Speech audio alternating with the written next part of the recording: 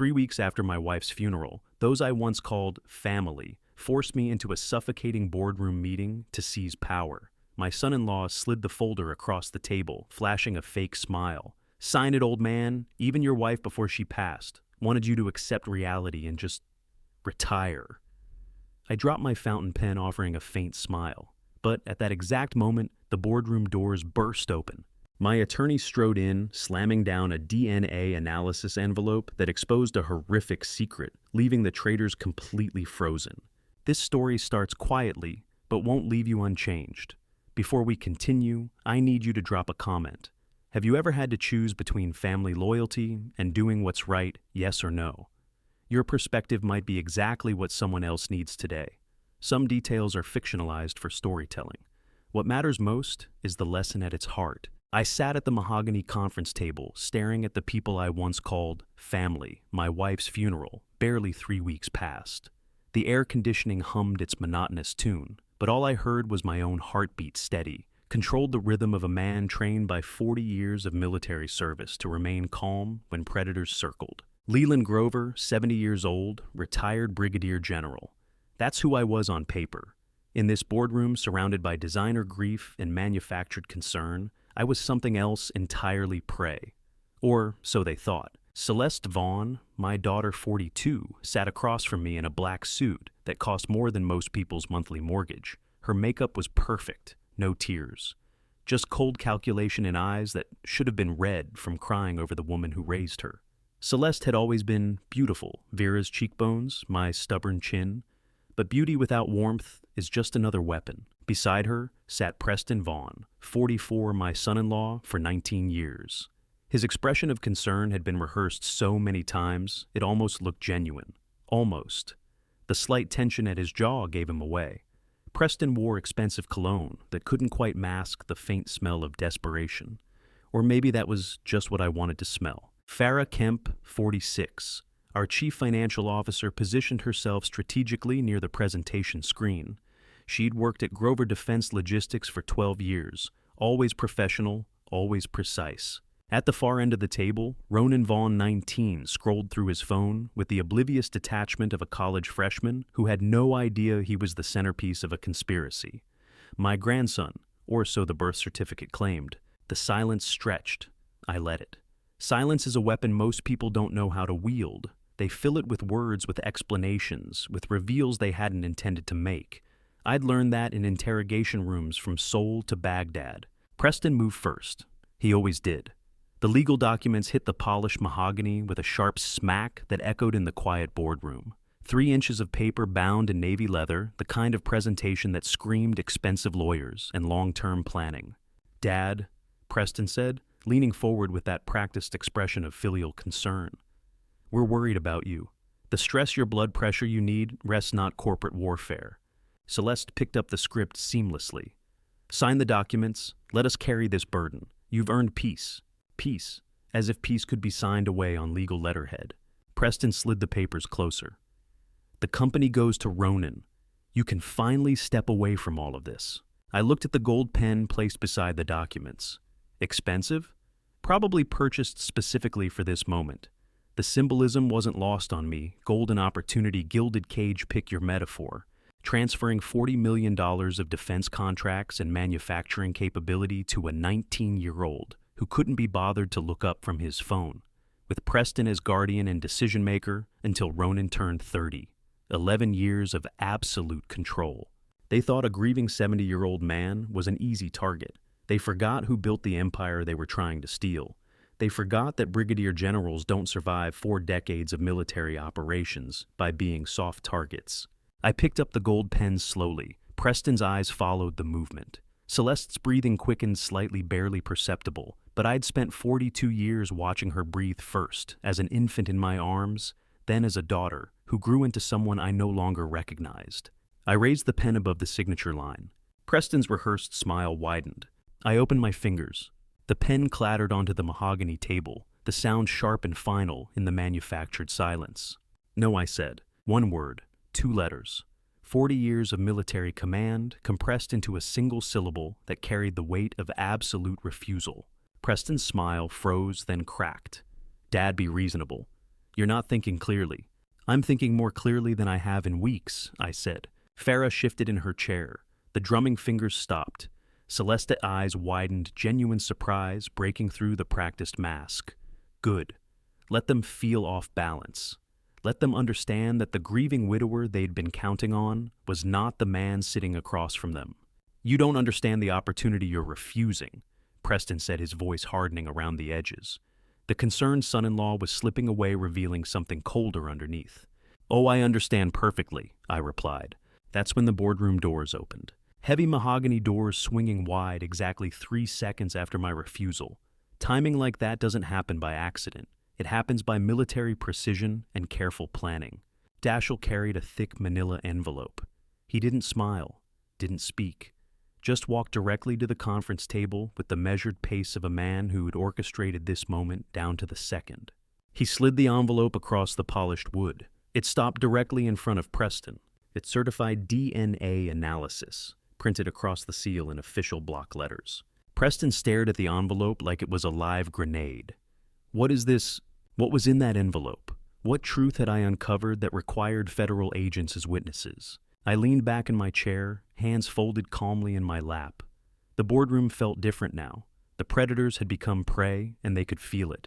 Before I tell you what that envelope contains, I said, my voice carrying the calm authority of a man who'd planned every move 3 steps ahead, and how I dismantled your 19-year conspiracy, you need to understand how we arrived at this moment. Preston's confident facade cracked completely now, fear replacing calculation in his eyes. Celeste looked between the envelope and me, her perfect composure shattering into something close to panic. Farah sat perfectly still, the way prey freezes when the predator's attention turns their direction. The DNA envelope sat on the mahogany table, federal agents standing witness. Preston's hands trembling slightly as they hovered near, but didn't touch the sealed truth. I'd promised to explain how we arrived at this moment of reckoning. To understand the trap that was about to close, you had to go back exactly 3 days to the morning my daughter walked into the kitchen without shedding a single tear, and I realized that grief reveals character faster than any interrogation technique I'd learned in 4 decades of military service. That envelope sitting on the boardroom table held the answer to everything. But to understand how I got there, how I went from grieving widower to military strategist, you need to go back 3 days. 3 days after burying Vera, I stood at the kitchen sink, washing a single coffee cup. The silence pressed against me like physical weight. 45 years of marriage, and now the house echoed with absence. I touched the granite counter she'd chosen when we renovated 15 years ago, cool beneath my palm. Vera had run her hands across this same stone in the showroom, declaring it perfect. She'd commanded this kitchen with the same precision she'd brought to everything, raising Celeste, building Grover Defense alongside me, fighting cancer with grace that made doctors weep. Now the kitchen was just empty space. The bay window caught morning light the way she'd loved.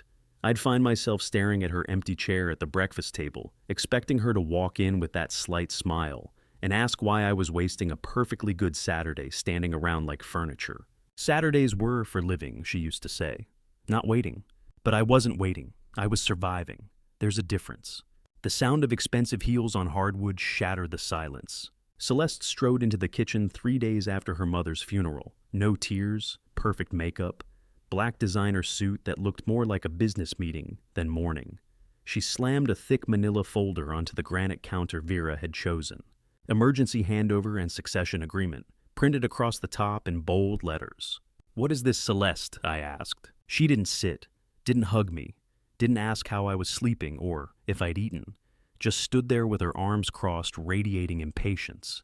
It's for your own good, Dad. You're 70 years old. You just lost Mom.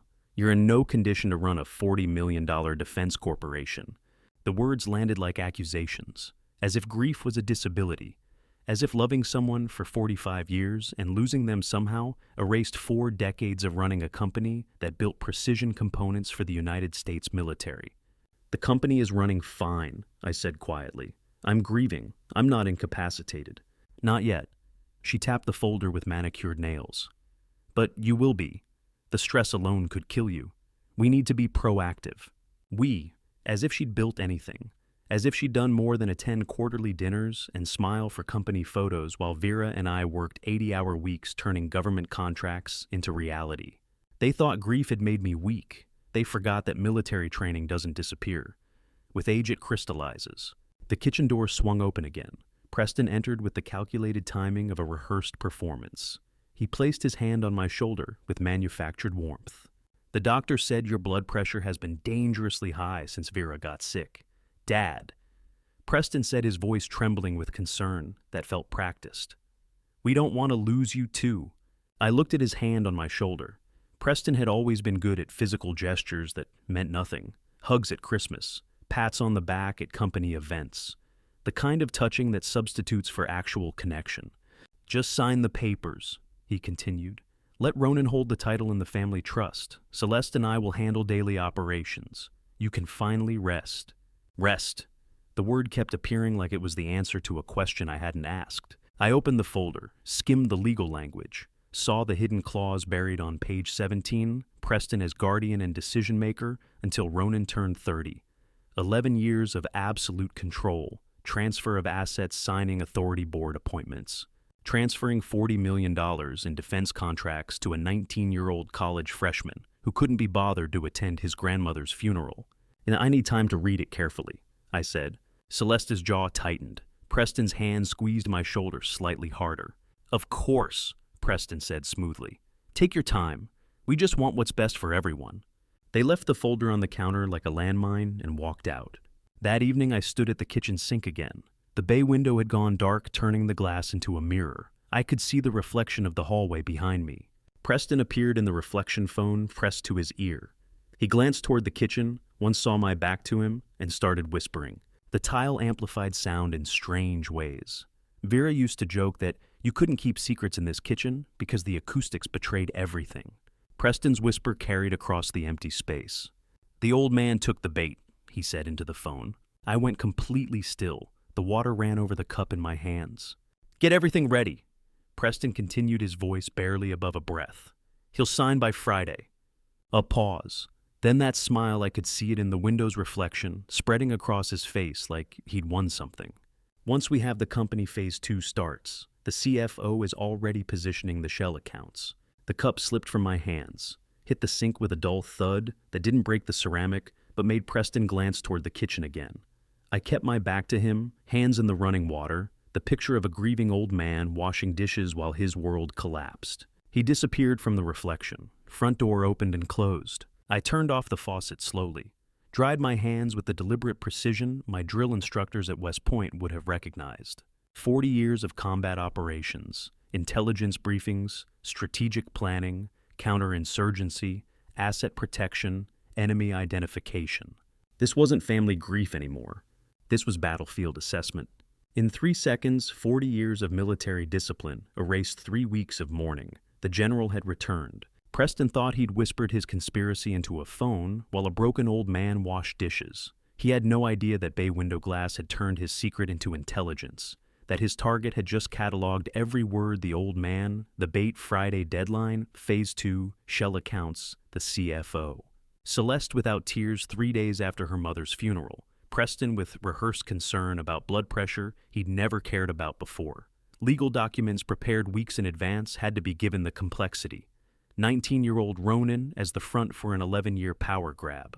The CFO already positioning shell accounts.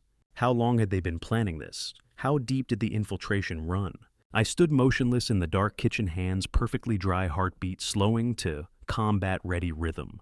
Preston thought he'd trapped a grieving old man. He had no idea he'd just activated a predator who'd spent 4 decades dismantling more dangerous enemies than a son-in-law with forged documents. The war had begun, and they didn't even know they were already losing. 24 hours after that kitchen revelation, the war moved from reconnaissance to intelligence gathering. At 6 in the morning, I pulled into the empty executive parking lot of Grover Defense Logistics. The building stood dark against the October dawn. No other cars, no security guards visible through the glass entrance. Just the low hum of climate control systems and emergency lighting casting shadows across polished granite floors. I bypassed my corner office entirely. If Preston was planning a takeover, he'd need to alter foundational documents, operating agreements, trust structures, board authorizations. Everything that proved who actually owned what. Those records lived in one place, the executive archives at the end of the corridor behind reinforced security. My footsteps echoed in the empty hallway. The building felt different this early. Stripped of people and activity, it was just steel and concrete, and 40 years of my work compressed into file systems and manufacturing floors. I reached the heavy security door, pulled my master key card from my wallet, the card I'd carried since founding the company, unlimited building access designed never to expire. I'd personally overseen the security protocols that made this card inviolable. I swiped it against the electronic reader. Harsh flat beep, angry red LED. Access denied. I stared at the reader, swiped again slower this time, making sure the magnetic strip connected properly. Red light, same error tone. Third swipe pressing the plastic hard against the sensor. Access denied. The infiltration wasn't theoretical anymore. It wasn't Preston whispering into phones or Celeste showing up with legal documents. This was concrete proof they had locked me out of my own company's most sensitive records. How long had they been planning this? Weeks, months. The security override required IT authorization, executive approval, physical access to servers. This wasn't something Preston could accomplish overnight. Having trouble with the door, the voice came from the shadows near the break room. I turned slowly. Farrah Kemp stepped into the dim corridor light at exactly 6 in the morning. Too perfect timing. She wore a custom suit that probably cost more than most employees made in a week. Her cologne, something expensive and overpowering, rolled off her in waves that made the air feel thick. She was far too awake and comfortable for a dawn arrival. The smile on her face didn't reach her eyes. "My master keycard seems to be malfunctioning," I said evenly. "It's rejecting my clearance for the executive archives." "Oh, right. I should have warned you." The CFO appearing at exactly 6 in the morning in an empty building wasn't coincidence. It was confirmation she'd been waiting for me. Farrah had worked at Grover Defense for 12 years, hired as a junior accountant promoted to financial controller, after 3 years elevated to chief financial officer 18 months ago, after our previous CFO retired. Vera had liked her, called her sharp, detail-oriented, trustworthy. Vera's judgment had been wrong about exactly one person in 45 years of marriage. "We're running a massive system update on the security servers this weekend," Farrah explained with rehearsed smoothness. Preston ordered a complete overhaul of the digital access protocols to protect corporate data. The system is temporarily restricting all sensitive areas while technicians migrate files. Preston ordered. Not the IT department, not the security team, not me, the actual owner of the company. Preston mentioned you'd be taking extended leave to mourn Vera. Farrah continued sympathy dripping from her voice like poison from a blade. So he took initiative to approve the technology overhaul. "Don't worry, we have everything completely under control." Extended leave, as if grief was a vacation, as if mourning my wife meant abandoning the company we'd built together. "I see," I said quietly. "I suppose a security update is long overdue. Tell Preston I appreciate his sudden interest in our data protection." The sarcasm was subtle enough that Farrah's smile widened. She thought I was broken, thought the grieving widower was accepting his forced retirement with polite resignation. "I'll let him know you stopped by," she said. "He'll be glad to hear you're not pushing yourself too hard during this difficult time." I turned away from the archives, walking toward my private office with the measured pace of a defeated old man. Farrah watched me leave. I could feel her eyes on my back, could sense the barely concealed mockery in her stance. She thought they'd won. They'd locked my keycard, locked me out of the archives, locked down the modern security systems that controlled access to everything they thought mattered. They fundamentally misunderstood how an old general protects his territory. The industrial espionage incident of 2013 had taught me a valuable lesson. A competitor had bribed our IT manager, gained access to proprietary manufacturing specifications, nearly destroyed a $20 million defense contract. We'd caught them eventually, but not before realizing our entire digital infrastructure was vulnerable. So I'd installed insurance, a completely independent system. Separate servers, encrypted connection, biometric access that only I could authorize, an external hard drive hidden in my private office that mirrored every transaction, every document, every email that passed through Grover Defense Logistics. Preston and Farrah didn't know it existed because it predated both of them. The IT team who'd installed it had retired or moved on. The The documentation lived in my head, not in any corporate manual. They'd built their walls on the surface level, not knowing I'd been swimming beneath the foundation for 12 years. I walked into my private office and locked the heavy oak door behind me. The familiar space smelled of leather and old coffee. Vera's photograph still sat on the corner of my desk, her smile captured during our anniversary trip to Scotland 3 years ago. "They think they've locked me out," I said quietly to her picture. "They think controlling the surface means controlling the truth." I sat at my desk, opened the bottom drawer. Behind the hanging files and office supplies, beneath a wooden panel that looked like the drawer bottom, waited a biometric scanner no bigger than my thumb. I pressed my palm against it. A quiet click, the false bottom slid aside. There, covered in a thin layer of dust, sat the external hard drive that Preston and Farah didn't even know existed. 12 years of every transaction, every email, every document that had passed through company servers. Every shell company, every forged signature, every illegal transfer. If they'd been planning this for months or years, the evidence would be there. Buried in digital archives they thought they'd locked away from me forever. I pulled the hard drive from its hiding place and connected it to my laptop. The screen flickered to life. 22 months since I'd checked the backup. 22 months of data waiting to tell me exactly how deep Preston's conspiracy ran. The welcome screen glowed on my laptop, but I needed to understand what I was working with.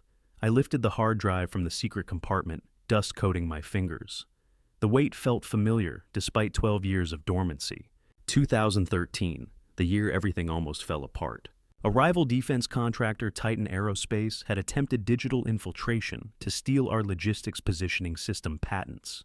$20 million worth of proprietary technology that would have destroyed us if they'd succeeded. We'd caught them eventually, but not before realizing our entire digital infrastructure was vulnerable. Preston had been in the family for 6 years by then, already working his way into positions of trust I should never have granted. After the Titan incident, I'd hired a programmer, former NSA, worked on classified networks, the kind of person who understood digital warfare better than most generals understood conventional combat. He'd built me an invisible backdoor into our network architecture.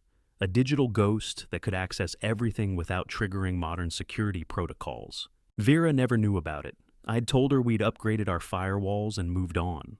The truth was more complicated. I'd installed insurance against a threat I couldn't fully articulate. Corporate espionage, yes, but also the nagging sense that trust could be weaponized, that access could be exploited.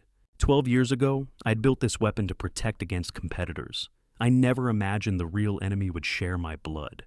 I connected the hard drive to my personal laptop, not the company network. That was critical. This system operated completely independently, invisible to anyone monitoring corporate servers. The screen flashed black. Cascading green code flooded the display like something from a spy thriller. I typed the complex password sequence, 42 characters, combining Vera's birth date and military format coordinates from our wedding location, and a phrase only I would remember. Military-grade encryption unlocked with a soft chime. The 12-year-old backdoor woke like a sleeping dragon. Directory after directory appeared on screen. Financial records, email, archives, document repositories. Everything that had passed through Grover Defense logistics servers since 2013 mirrored and encrypted, completely bypassing Farah's lockouts and Preston's fake security updates. Not a single alarm triggered. The modern systems they controlled had no idea I was there, swimming beneath the foundation they thought they'd secured. I opened the financial directory first. 18 months of transactions loaded onto the screen. My finger hovered over the folder marked executive transfers when my private cell phone rang. The number I'd given only to family and my attorney. The screen displayed Northwestern Memorial Hospital. My combat-ready focus shattered instantly. Hospitals don't call at dawn with good news. Combat zones taught me that medical emergencies arrive with a specific kind of urgency, professional voices delivering information that changes everything. I answered on the second ring. Mr. Grover. A woman's voice, professional, but carrying that particular tension, nurses develop when delivering bad news to families. This is Northwestern Memorial Hospital Emergency Department. We need you here immediately. What happened? My voice stayed steady. 40 years of military training, keeping the panic contained. Your grandson Ronan Vaughn was in a severe motorcycle accident. Highway collision about an hour ago. He's in trauma surgery now. How soon can you get here? The office walls seemed to close in. Ronan, 19 years old. The boy I'd taught to ride a bike who'd spent summers at our Lake Forest estate, who'd inherited Vera's laugh and my stubborn refusal to quit anything. "I'm leaving now," I said. 20 minutes. She disconnected. I stared at the laptop screen, financial records glowing with evidence, the back door finally active after 12 years of waiting, everything I needed to dismantle Preston's conspiracy literally at my fingertips. And my grandson was bleeding in an operating room. The investigation could wait. Ronan couldn't. I slammed the laptop shut without logging out. The back door stayed active, running in the background, invisible and patient. I shoved the hard drive back into the secret compartment, but didn't bother locking it. My hands shook as I grabbed my car keys, the same hands that had stayed steady through combat briefings and crisis negotiations, now betraying the terror I couldn't voice. Severe motorcycle accident, trauma surgery. Those words carried specific meanings. I understood too well from military experience. Motorcycles traveling at highway speeds, the human body's fragility, the narrow window between arriving at the hospital and arriving too late. I ran through the empty executive corridor, past Farah's locked archives, past the conference rooms where we'd held strategy meetings and celebrated contract wins, past 40 years of my life compressed into corporate infrastructure that suddenly meant nothing compared to one 19-year-old boy who might be dying. The parking lot stretched empty in the dawn light. I reached my car hands fumbling with the key fob. The engine started with a roar that echoed off the surrounding buildings. Northwestern Memorial Hospital, 20 minutes if traffic cooperated, 15 if I ignored speed limits the way I intended to. I pulled out of the parking lot tires, squealing on the asphalt. The corporate headquarters disappeared in my rearview mirror. Behind me in my locked office sat a laptop with an active backdoor to 12 years of corporate secrets. The hard drive containing dormant power waited in an unlocked drawer. Everything I needed to dismantle Preston's conspiracy was finally activated, and I was racing away from it at 80 miles per hour. The morning traffic on Lakeshore Drive blurred past. Red lights became suggestions. Speed limits transformed into obstacles to navigate around. Every second mattered, when the difference between arriving in time and arriving too late could be measured in heartbeats. My phone sat on the passenger seat silent and accusing. No calls from Celeste, no frantic messages from Preston. Either they didn't know yet, or they were already at the hospital. The words repeated in my head like a combat briefing I couldn't escape. Tactical information that mattered more than any corporate conspiracy. My grandson Vera's grandson fighting for his life while I'd been playing digital detective games in an empty office. The hospital's distinctive modern towers appeared on the horizon. 10 minutes. I pressed the accelerator harder. What I didn't know yet was that Northwestern Memorial Hospital would crack open Preston's conspiracy in a way no computer ever could, that the emergency room would reveal a truth more devastating than any financial fraud. But first I had to get there while Ronan was still alive to save. I burst through the trauma ward corridor doors. At Northwestern Memorial Hospital, fluorescent lights, an antiseptic smell hitting me as I scanned desperately for Celeste Preston, anyone who could tell me if my grandson was still alive. Celeste paced near surgical bay, her designer heels clicking against linoleum in a rhythm that suggested hours of waiting. Preston slumped in a waiting room chair, expensive suit, rumpled tie, loosened. Both looked up as I approached. Celeste's face was pale but not tearful. Preston looked nervous, sweating, despite the hospital's aggressive air conditioning. "How bad is it?" I asked.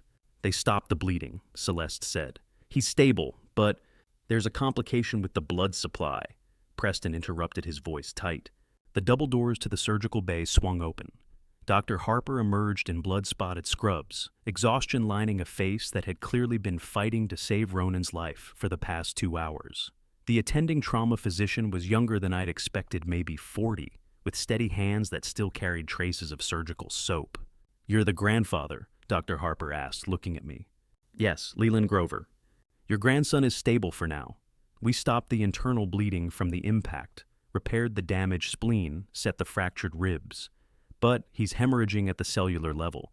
Hemoglobin levels are dropping critically. He needs an immediate massive blood transfusion to prevent hypovolemic shock." The medical terminology was precise, professional, and terrifying. "The hospital blood bank is depleted from a multi-car pileup this morning," Dr. Harper continued. We're arranging emergency transport from other facilities, but that takes time your grandson doesn't have. We need direct family donors immediately." "What's his blood type?" I asked. "A B positive." The world tilted slightly. I'd been blood type O my entire military career, required information for combat deployments, medical records, dog tags. Vera had been O as well. I remembered her mentioning it during pregnancy, something about universal donor status making her feel useful. 2 O parents could only produce O offspring, basic Mendelian genetics, high school biology that every military officer learned for field medical situations. Celeste had to be type O genetic certainty. AB required both A and B alleles, impossible from 2 O parents, mathematically, biologically, scientifically impossible. The numbers didn't lie. The biology was absolute. Someone in this hospital corridor was hiding a truth that shattered everything I thought I knew about my family. "We can bring you to the lab right now for cross-matching," Dr. Harper said. "Every minute counts." "Can't you just fly blood in helicopter?" Celeste's voice rose with panic that seemed disproportionate to the doctor's calm explanation. "We'll pay anything." Preston stood frozen, looking anywhere, except at me. Sweat beaded on his forehead, despite the cold corridor. "We're already arranging emergency transport," Dr. Harper said patiently. "But direct family donation would be faster and safer. Mr. Grover, if you'd come with me." "Just get the blood flown in," Celeste interrupted, her voice sharp. "I don't care what it costs." Preston nodded too quickly. "She's right. Let the professionals handle the blood supply." Neither of them offered to donate. Neither suggested getting tested. They wanted helicopter transport credit cards distanced from anything involving their blood, mixing with medical testing. Dr. Harper frowned slightly at their reaction, but accepted the platinum credit card Celeste shoved at her. "I'll coordinate with the blood transport service. Mr. Grover, you're welcome to wait in the family lounge. We'll update you as soon as the transfusion is complete." "I'll wait here until he's stable," I said. The doctor disappeared back through the surgical bay doors. Celeste resumed her pacing. Preston sat down heavily, pulling out his phone with shaking hands. "AB positive, 2 O parents, genetic impossibility." I stood in that hospital corridor, understanding that Preston's conspiracy ran deeper than corporate takeover. This wasn't just about stealing money or manipulating succession documents. This was about biology, about blood, about a 19-year-old boy who couldn't possibly be my biological grandson. The afternoon passed in surgical updates and tense silence. By evening, Ronan was stable, transfusion complete, moved to intensive care recovery. Celeste and Preston left for home, exhaustion making them careless. I waited 2 hours, then drove to their Lake Forest estate with homemade soup as pretense the grieving grandfather checking on family after trauma. The biohazard collection bags had been in my jacket pocket since the morning hospital revelation.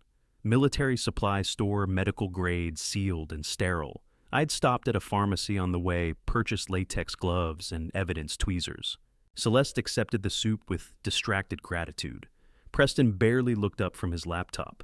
They were too drained from the hospital to notice when I asked to use the bathroom. Ronan's bathroom first. Electric toothbrush on the sink, bristles still damp from this morning before the accident. I sealed it in the first bag with gloved hands. Precision extraction, no contamination. "Hallway clear," Preston's voice drifting from the home office conference call about Monday's board meeting. "Laundry room next." Preston's workout shirt in the hamper. He always exercised Saturday mornings, creature of habit. 2 dark hairs visible on the collar root, follicles intact. Perfect DNA source. I moved through their home like a ghost, invisible, methodical gathering, the evidence they never imagined I'd think to collect. Tweezers extracted the hairs with surgical care. Second biohazard bag sealed. Both samples secure in my jacket's inner pocket. "Thanks for checking on us," Celeste said when I emerged from the hallway 15 minutes later. "It means a lot." "Family takes care of family," I replied. The irony burned. I drove out of their gated neighborhood as darkness settled over Lake Forest. Right hand steady on the wheel, left hand resting on my jacket pocket where 2 sealed biohazard bags contained scientific truth. In 48 hours, a private genetics laboratory would confirm what my military-trained mind already knew, with absolute certainty. The boy I'd loved as my grandson for 19 years didn't share a single drop of my blood, and someone was going to answer for that lie. But first I needed to see exactly how deep the financial rot had spread through the company I'd built. The backdoor server was still active, waiting in my locked office. The DNA would take 2 days to process. The financial evidence was ready now. The DNA samples couldn't wait until Monday. The financial investigation couldn't wait either. But the genetics lab had specific hours even for premium after-hours service. At 2 in the morning, I sat in my truck in an empty Evanston parking lot engine, idling, staring at the unmarked medical building where other people's secrets were tested in the dark. I'd driven north from Lake Forest through empty suburban streets, 2 biohazard bags on the passenger seat like radioactive cargo. 17 hours since the hospital revelation. No sleep since Ronan's accident. Combat-hardened patience sustained me through the exhaustion I'd operated on. Less sleep in hostile territory made life or death decisions, with 48 hours of wakefulness behind me. But this felt different. This was family. The GPS had guided me to an industrial medical district near Northwestern University campus. Most buildings stood dark except for scattered security lights. The address I'd been given showed no company name, no sign indicating purpose. Just a 3-story structure with a single light glowing on the 3rd floor. I'd called from the hospital parking lot that afternoon, while Celeste paced and Preston sweated and doctors stabilized Ronan. Found the lab through a private investigator's referral, the kind of place that asked no questions and remembered no faces. Premium after-hours service, $5,000 cash, 48-hour rush results, complete anonymity. The security buzzer beside the entrance featured a camera mounted above the door. I pressed the button. Name. A voice crackled through the intercom. Professional, detached, 3 syllables that conveyed absolutely nothing. Grover, 2 a.m. appointment. 3rd floor, elevator on your right. The door clicked open. The lobby was sterile white tile and fluorescent lighting. No receptionist, no waiting area furniture, no magazines or corporate art. Just walls and cameras and the elevator that carried me upward in mechanical silence. The 3rd floor hallway smelled of disinfectant and something chemical I couldn't identify. A single door stood open at the end of the corridor, spilling harsh white light across linoleum. The lab technician waited in a room that looked more like an operating theater than an office. Young, maybe 30, with the professional efficiency of someone who'd processed hundreds of family secrets and never remembered a single face. He introduced himself only as Ellis. 2 samples for paternity analysis. Ellis said not asking, just confirming what we both knew. Anonymous codes only, results in 48 hours. I handed over the sealed biohazard bags. Ellis labeled them with numerical sequences that meant nothing to anyone except the computer system. Subject A, Subject B, no names, no relationships, just genetic material waiting to reveal truth. The cash sat in my jacket pocket. $5,100 bills I'd withdrawn from a private account Vera and I had maintained for emergencies. This qualified. Ellis counted the money with mechanical precision. The analysis tests 21 genetic markers, he explained in the same clinical tone. Probability of paternity will be expressed as percentage 99.9% or higher, confirms biological relationship 0%, excludes it completely. I need certainty, I said, not probability. The science is absolute, Ellis replied. The phrasing is legal requirement, but yes, you'll have certainty. I was paying $5,000 in unmarked bills to prove my grandson wasn't my grandson. The absurdity would be funny if it weren't destroying me. Ellis placed the samples in a refrigerated storage unit, printed a receipt with the anonymous codes, and handed it to me like a parking stub. 48 hours. Results delivered via encrypted email to the address you provided. No phone calls, no paper trail. Understood. The transaction was complete. I'd bought scientific proof of betrayal for the cost of a used car. I walked back to the elevator in silence. The building lobby was exactly as empty as when I'd entered. Security camera watching. Door clicking locked behind me as I stepped into October's cold air. The temperature had dropped while I was inside, sharp cold against my face after the sterile lab warmth. My truck sat alone under a streetlight sanctuary and cage simultaneously. I sat in the driver's seat engine, running heat blowing across my hands.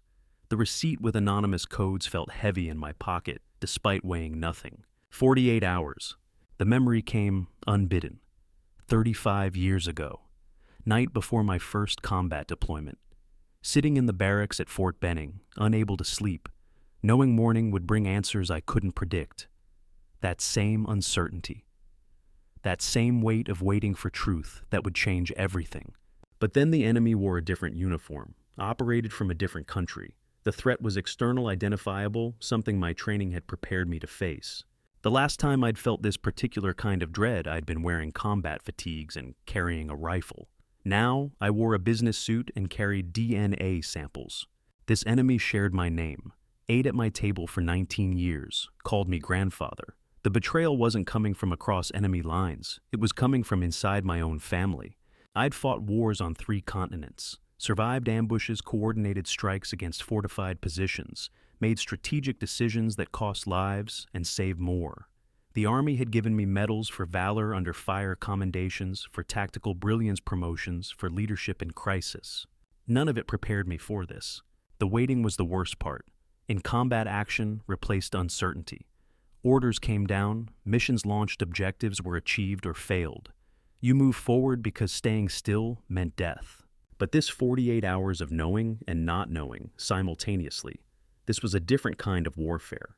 The kind where you had to keep breathing, keep functioning, keep pretending everything was normal while your entire world crumbled beneath your feet.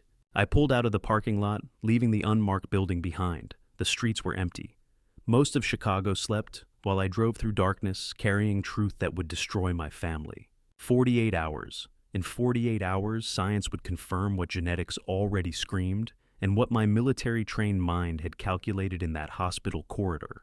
But 48 hours was a lifetime when you were alone at 2 a.m., knowing that when the sun rose, you'd have to smile at Celeste's phone call about Ronan's recovery, accept Preston's manufactured concern about my health, attend whatever corporate meeting they'd scheduled as part of their takeover plan, all while carrying the receipt in my pocket that proved my grandson wasn't my grandson.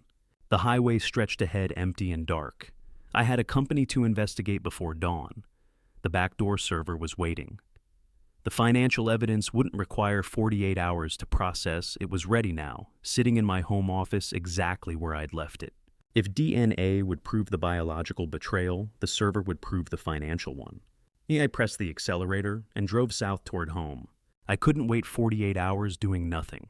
The DNA samples were submitted, the countdown begun, but sleep was impossible. I drove straight home, from Evanston, walked into my office at 2:45 a.m., and stared at the laptop I'd abandoned that morning when the hospital called. The screen was dark, but the backdoor connection was still active exactly as I'd left it, waiting, patient. I poured black coffee from the pot I'd made before midnight, before the genetics lab, before everything, and opened the laptop. My phone vibrated violently on the desk at 3 in the morning. The automated security alert I'd coded into the backdoor server 12 years ago. The one I'd hoped never to see. Someone was attempting a massive unauthorized wire transfer using my digital credentials. I opened the alert. The transaction details filled the screen in clinical precision. Source account, employee retirement fund. Destination offshore routing number through Cayman Islands. Amount $4.5 million. The digital signature was perfect. A flawless forgery of my authorization pattern, complete with the security protocols I'd implemented 5 years ago. Whoever created this had been studying my transaction history for months, maybe years. But they didn't know about the backdoor. My military-trained mind processed the details instantly. They weren't stealing from operating revenue, not from expansion reserves or emergency contingency funds. They were draining employee retirement accounts. 200 truck drivers, warehouse managers, logistics coordinators, assembly workers, people who'd built this company alongside Vera and me, people we'd promised would be protected after years of service, families counting on pensions we'd funded for decades. Preston and Farah were stealing their futures. They weren't just stealing from me. They were stealing the retirement security of every driver, every manager, every loyal worker who trusted me to protect what they had earned. The rage came cold and precise, not the hot anger of betrayal that had burned out somewhere between the hospital and the genetics lab. This was something else, military fury, the kind that made tactical decisions and executed them without hesitation. Suspended in digital purgatory where Preston couldn't complete the transaction, couldn't cancel. It couldn't erase the footprint of his attempt. The money hung there like evidence in amber, perfect, preserved, undeniable. Every detail logged. Timestamp, routing numbers, source account, destination coordinates, the forged digital signature. Everything the FBI would need to build a federal case for wire fraud, embezzlement, and identity theft. I screenshot the transaction attempt, downloaded the complete server log, saved 3 redundant copies to encrypted drives that Preston and Farah couldn't touch even if they discovered the backdoor's existence. Then I picked up my phone and dialed Dashiell's private number, the one he'd given me 25 years ago, with explicit instructions to call any time, day or night, if the company faced crisis. 3:08 a.m. He answered on the second ring, voice completely alert, no sleep in his tone, no confusion about why I'd be calling before dawn. "I'm listening," Dashiell said. "They just attempted to transfer $4.5 million from employee pension funds using my forged digital signature," I said, delivering the information in 90 seconds of precise military briefing. "I've frozen the transaction. Everything's logged: routing numbers, timestamps, forged authorization protocols. The money's suspended mid-transfer. Perfect evidence." "Are they aware you've blocked it?" Smirked. "No. The system shows pending authorization on their end. They think it's processing normally." "Good." Dashiell's voice carried the satisfaction of a chess player watching his opponent walk into checkmate. "I'll call Miller right now." Miller, FBI Special Agent, Economic Crimes Division. Dashiell had mentioned the name once months ago during a conversation about corporate fraud protections. 3 in the morning, Dashiell answered like he'd been sitting by the phone waiting. "Don't touch anything else," Dashiell continued. "The FBI will want that server exactly as is. Every log, every timestamp. The evidence needs to remain pristine." How long have you known?" I asked. A pause, brief, calculated. "I've suspected Preston was positioning for takeover since Vera got sick," Dashiell said carefully. "The succession documents Celeste brought to your house weren't drafted overnight. That level of legal complexity requires months of preparation. I started building countermeasures the day you called about the kitchen conversation." "You've been coordinating with the FBI?" "With Agent Miller, yes, quietly. We needed evidence that would survive federal prosecution standards. You just gave us that evidence." The attorney I'd trusted for 25 years had been running his own investigation parallel to mine, building a legal case while I'd been gathering proof. "The DNA results come back in 48 hours, I said. Of course Dashiell had arranged the lab. Of course he'd been 3 steps ahead, coordinating pieces I hadn't even seen moving. "Miller will want to move fast," Dashiell said. "Attempted theft of this magnitude with your pension fund compromised gives him jurisdiction and urgency. I'll brief him on the full scope, the succession fraud, the forged documents, the corporate infiltration. By Monday morning, we'll have federal warrants. Monday's too late if they try another transfer." "They won't. The system shows pending. They'll wait for confirmation before attempting anything else. We have a 72-hour window." 72 hours, the same time frame as the DNA results. "Hey, stay available," Dashiell said. "Miller will want to interview you directly, probably later today. For now, get some sleep. You've been awake for 24 hours. 22. Close enough, sleep. Let the FBI do what they do best." He disconnected. I sat in my home office staring at the laptop screen where $4.5 million hung suspended in digital limbo. Perfect evidence of attempted grand larceny. Dashiell was calling Miller right now, 3:10 in the morning, and somewhere in Chicago, an economic crimes agent was about to start building a federal case. The net was closing around Preston and Farah, and they had no idea they were already caught. But I needed to understand the full scope of their conspiracy before the FBI moved. The pension fund theft was just one transaction. There had to be more. Shell companies, offshore accounts, a financial architecture sophisticated enough to fool auditors. The backdoor server contained 12 years of corporate transactions. I had 4 hours until dawn. I started digging.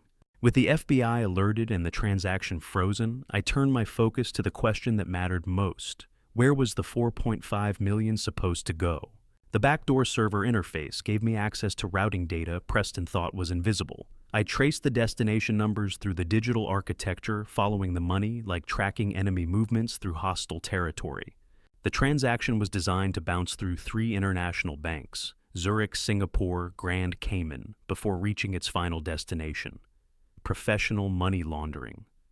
The kind of sophisticated financial choreography that required expertise beyond Preston's capabilities. Farah, the CFO who'd worked here 12 years, who understood our systems, our protocols, our oversight gaps. I dug deeper into the historical transaction logs. The pension fund theft wasn't isolated, it was the crescendo of a symphony that had been playing for months. 4 shell companies registered in Delaware. Generic, meaningless names designed to sound legitimate while revealing nothing. Global Freight Solutions, Apex Logistics Consulting, Horizon Management Partners, Zenith Supply Chain Associates. Each company had submitted invoices for phantom services, software upgrades that never happened, consulting work that was never performed, logistics optimization for routes that didn't exist. The invoices were carefully calculated to slide beneath the automatic board review, threshold 30,000 here, 45,000 there. Amounts large enough to steal millions over time, but small enough to avoid triggering oversight. Systematic, organized, professional theft. I cross-referenced the withdrawal dates with my personal calendar, needed to understand the timeline. When had this started? The first major transfer appeared on my screen April 18th, 2024. My chest tightened. April 18th, the day his world ended, the day Vera's oncologist said terminal, and the same day they started stealing. That was the exact week Vera received her pancreatic cancer diagnosis. The week I sat in oncology waiting rooms holding her hand, while doctors explained survival statistics and treatment options that wouldn't work. The week our world collapsed into hospital visits and medical terminology and the slow understanding that 45 years together was ending. While I watched my wife dying, Preston and Farah were plundering the company we'd built. They'd weaponized my grief as distraction, timed their theft to the moment I was most vulnerable, used Vera's terminal illness as cover for systematic robbery. The coffee in my cup had gone cold hours ago. I drank it anyway, bitter, appropriate. I drilled deeper into Apex Logistics Consulting's records. One contract stood out, signed with Hammond Defense Systems, my former military procurement partner from 2008 to 2015. The company I'd worked with on logistics contracts worth $30 million over 7 years. The contract claimed Apex was providing supply chain optimization services to Hammond, invoices totaling $380,000, all approved, all paid. I pulled up Hammond's CEO contact from my personal directory and called his private number. 7 in the morning on a Saturday early, but Dick Hammond was former Army like me. He'd be awake. Leland Hammond answered on the 3rd ring. Been too long? How are you holding up after Vera? I need to ask about a contract. I said, skipping pleasantries. Apex Logistics Consulting. Ring any bells? A pause. No, should it? According to my company's records, you've been paying them for supply chain services since June, $380,000. That's impossible. We handle logistics in-house. Always have. Who the hell is Apex? A shell company, using my name as reference. Hammond's voice hardened. Someone's running fraud using your credentials. Yes. Jesus, Leland, I'm sorry. We never authorized any such contract. If someone's invoicing under a fake company using your reputation, that's identity theft on top of fraud. I know, I'm documenting everything. The FBI will be in touch. I hung up and stared at the screen. They'd turned his honor into their weapon, his name, his service, his reputation. Preston hadn't just stolen money. He'd weaponized my 40-year military career, used my defense industry relationships, turned my name into a tool for fraud. Every fake contract bore the invisible signature of my credibility. Every phantom invoice traded on relationships I'd built through decades of honorable service. Preston had taken the reputation I'd spent a lifetime earning and transformed it into criminal currency. That was the genius of it in a sick way. No one questioned invoices from companies associated with Leland Grover, former brigadier general, decorated veteran, respected defense contractor. My name was the seal of legitimacy that made the fraud invisible. I leaned back from the laptop. Dawn light was breaking through the office windows. I'd been investigating for 4 hours straight, no sleep in 24 hours. But exhaustion was a luxury I couldn't afford. The complete picture was forming. Preston and Farah had created 4 shell companies, submitted hundreds of fake invoices over 6 months, used my military credentials and defense connections to give the fraud credibility, timed the systematic theft to coincide with Vera's terminal illness, and when they'd bled the company sufficiently through small cuts, they'd moved to the killing blow, draining the employee pension fund. $4.5 million, 200 families, people who'd trusted me to protect their futures. But the money was just theft, recoverable. The FBI would freeze accounts, claw back funds, restore the pensions. The use of my name that was different, that was desecration. For 40 years, I'd built a reputation based on integrity, military service, fair dealings, keeping my word. That reputation had value beyond money. It represented who I was, what I stood for, the legacy I'd intended to leave. Preston had stolen that and turned it into a criminal tool. That wasn't just theft, that was personal violation, an attack on everything I'd spent a lifetime building. I sat watching sunrise through the office window, 4 hours of investigation, yielding perfect clarity. Preston and Farah had stolen millions, created fake companies, forged invoices, but their greatest crime was weaponizing the name I'd spent 40 years building through honorable service. For the money, they'd get federal prison. For my name, my reputation, my honor, twisted into their fraud for that there would be no mercy. But financial records only told part of the story. I needed to understand the personal connection between Preston and Farah. How long had they been planning this? What bound them together beyond greed?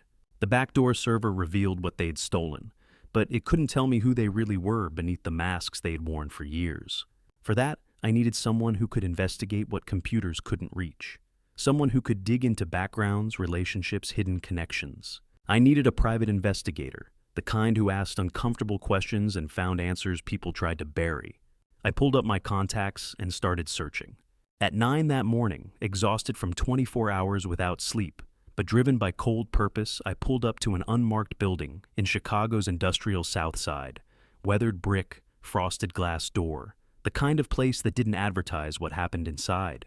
Financial records showed me what Preston stole, but they couldn't tell me who Farah really was or what bound her to my son-in-law beyond greed. For that, I needed someone who specialized in finding answers people tried to bury. The address came from a military contact who'd use private investigators for security clearance verifications. A former FBI, specialized in corporate fraud, discreet. The kind of professional who understood that some investigations required staying invisible. I climbed 3 flights of stairs, my legs heavy with exhaustion. The hallway smelled of old coffee and industrial cleaning solution. A single door at the end bore no nameplate, just a number, 307.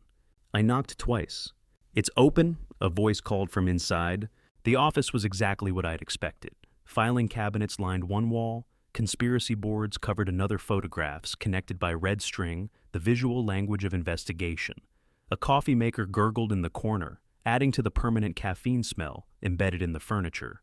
Conrad Sterling sat across a battered desk that had seen decades of case files and client confessions. 50 years old, with silver-threaded hair and the quiet intensity of a man who'd spent 20 years hunting white-collar criminals for the FBI. He wore a navy suit with an FBI service pin on the lapel, small enough to be subtle, visible enough to establish credibility. His weathered hands rested on the desk. Hands that had opened thousands of evidence boxes sorted through financial crimes more complex than most people could imagine. The calluses weren't from manual labor. They were from decades of handling truth. He recognized desperation in another man's eyes. I could see it in how he studied me, the assessment of someone who had interviewed countless people at their worst moments. "General Grover," Sterling said, not asking, just confirming. "You said it was urgent, corporate fraud investigation." "I need someone who understands how professionals steal," I said, sitting in the chair across from him. "The FBI recommended your name." 20 years in economic crimes, Sterling replied. "Retired 3 years ago. Now I work for people who can't wait for federal bureaucracy. What are we looking at?" I pulled 3 folders from my briefcase and set them on his desk.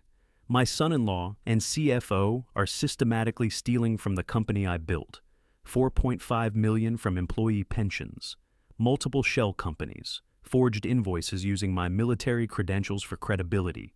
Sterling opened the first folder with methodical precision. His FBI service pin caught the fluorescent light as he leaned forward, arranging the documents across his desk like reconstructing a crime scene. Each page placed deliberately. Each detail absorbed. Those calloused fingers turned pages with the practiced efficiency of someone who'd spent 2 decades doing exactly this, sorting truth from lies, finding patterns in financial chaos. He studied the frozen transaction log, the shell company and corporation documents, the fake invoices bearing my reputation as invisible endorsement. "These aren't amateur mistakes," Sterling said quietly. "Whoever built this architecture knew what they were doing. Multiple jurisdictions, calculated amounts beneath review thresholds, professional money laundering." "My CFO," I said. 12 years with the company. She had access knowledge and apparently no conscience. Sterling opened the second folder, DNA results, showing Ronan wasn't Preston's biological son. His expression didn't change, but I saw the shift in his eyes. The recognition that this wasn't just corporate theft. "Family conspiracy," he said. "My daughter Celeste delivered succession documents 3 days after my wife's funeral. Preston has been positioning himself for takeover since Vera got sick. The theft began the exact week she received terminal diagnosis. They weaponized your grief." "Yes." Sterling leaned back in his chair, fingers steepled.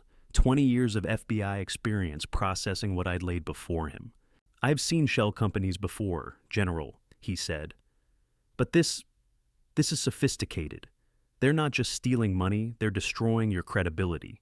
Using your name, your military service, your defense industry relationships as criminal tools. Can you find out who Farah really is? What she has on Preston? Ames Bessis beef course. I can find out," Sterling said. "But based on what you've shown me, this isn't a family dispute. This is organized conspiracy. The kind that requires insider access, long-term planning, and coordination between multiple parties." He paused, studying the documents again. "To take this down completely, we're going to need someone inside Grover Defense. Someone they trust. Someone who can report their movements, document their conversations, gather evidence we can't access from outside. An insider. Someone Preston and Farah wouldn't suspect. Someone with access to executive floors and board meetings and private conversations." I already knew exactly who that would be. Saskia Winslet, my executive secretary for 15 years. The only person in the building who still looked me in the eye after Preston's lockout. Loyal, positioned perfectly, and absolutely furious about what they were doing to the company Vera and I had built. But first, Sterling needed to understand the full scope. "What do you need from me?" I asked. "Everything you have on Farah Kemp. Employment history references background checks from when she was hired. I'll start there and work backward. Most people who run sophisticated fraud have done it before, just smaller scale, different names. Or they didn't get caught." I pulled out my checkbook. "How much?" 10,000 retainer. Daily rate after that. I work fast, this shouldn't take more than a week."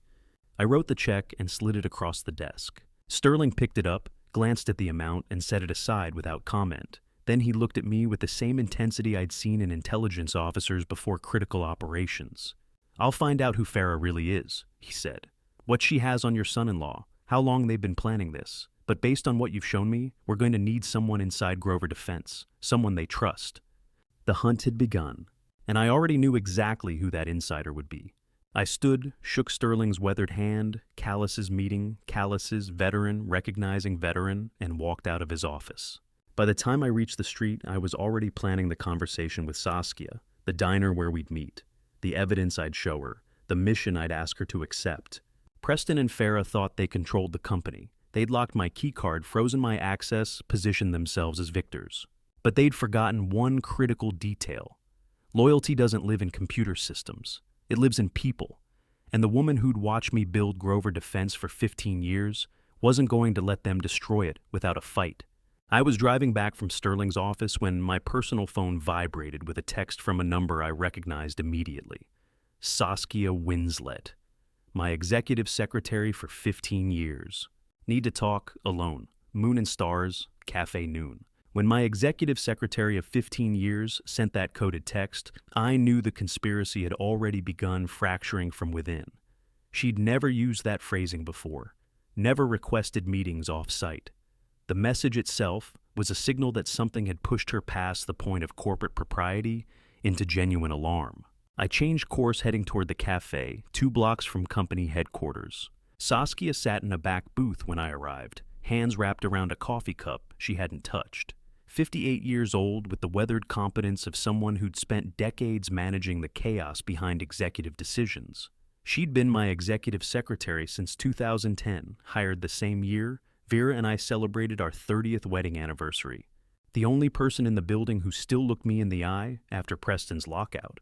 She saw me enter and gestured to the booth. I slid in across from her, noting the tension in her shoulders, the way her jaw was set.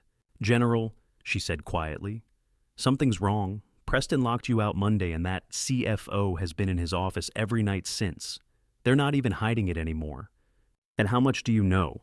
I asked. "Enough to know you didn't authorize the pension fund transfer," Saskia said, her voice dropping even lower. "I've seen the routing codes, the amount.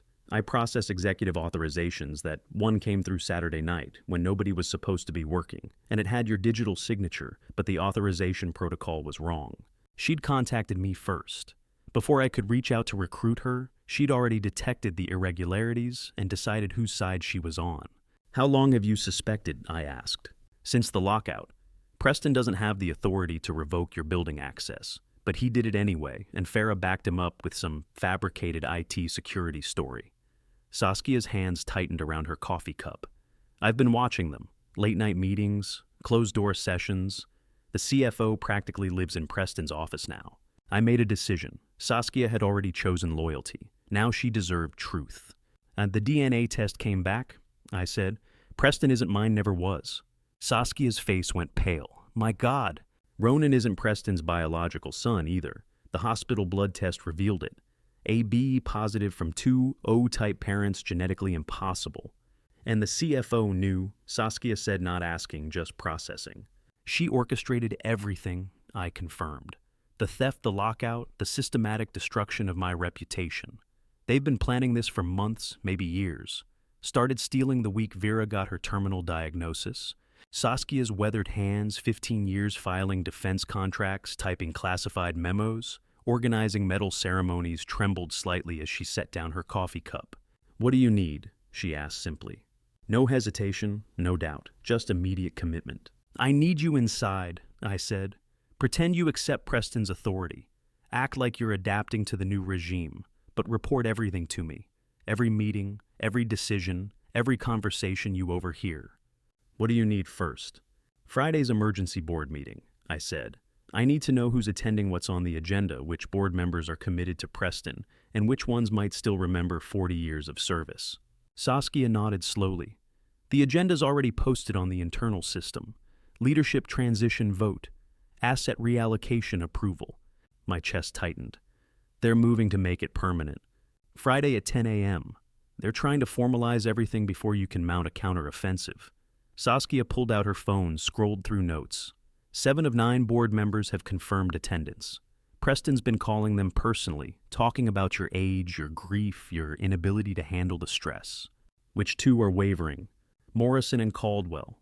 They've both worked with you for 20 years. Morrison keeps asking why you're not at the meetings. Caldwell requested to speak with you directly before Friday, but Preston blocked it." 2 votes. If I could reach Morrison and Caldwell before Friday, remind them who actually built this company, maybe I could prevent Preston from cementing his theft into corporate legitimacy. "I'll handle Morrison and Caldwell," I said. "You focus on documentation. Record everything. Take notes on who says what. If Preston or Farah discuss anything financial, I need to know exact words." "Secure communication protocol," Saskia asked, already thinking like an operative. "My personal phone. Coded texts only. Nothing through company systems. They're monitoring everything." "Understood." She stood to leave, and I saw what Preston and Farah had missed. Loyalty isn't bought with paychecks. It's earned through decades of mutual respect, and that currency couldn't be stolen. "I'll be in that boardroom Friday," Saskia said. "For you, not them." "Be careful," I warned. "If they suspect you're feeding me information—" "General, I've been watching you fight honorable battles for 15 years, Saskia interrupted. "Through government contract negotiations, through Vera's illness, through every crisis this company has faced. I'm not stopping now, just because the enemy happens to share your name." She walked out first, disappearing into the lunch crowd on the sidewalk, as if she'd just finished a routine administrative meeting, nothing suspicious, nothing that would trigger Preston or Farah's attention.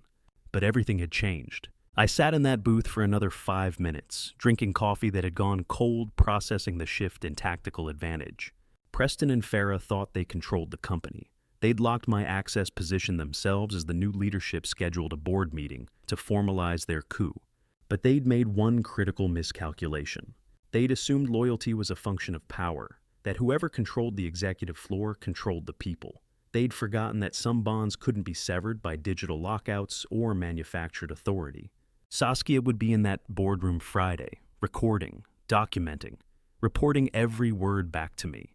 And in the 48 hours before that meeting, I'd be reaching out to Morrison and Caldwell, reminding them that 40 years of honorable service counted for more than 1 week of criminal conspiracy. Before we separated, I slid a folded paper across the table, the boardroom console authorization code, valid only for Friday morning. "Memorize it," I said. "Don't write it down." Saskia pocketed it without looking at it. She didn't need to. I left cash on the table and walked out into the October afternoon. The endgame was approaching. Friday's board meeting would be the battlefield where Preston's lies met my truth. And now I had an ally inside enemy territory who remembered what loyalty actually meant. The 48 hours until Friday's board meeting gave me one critical window I couldn't waste. But first, I had to know the complete truth about my family. The receptionist at Safe Genome Diagnostics handed me the sealed envelope at 8:45 a.m. Thursday morning, and I knew before opening it that the last thread connecting me to my grandson was about to snap.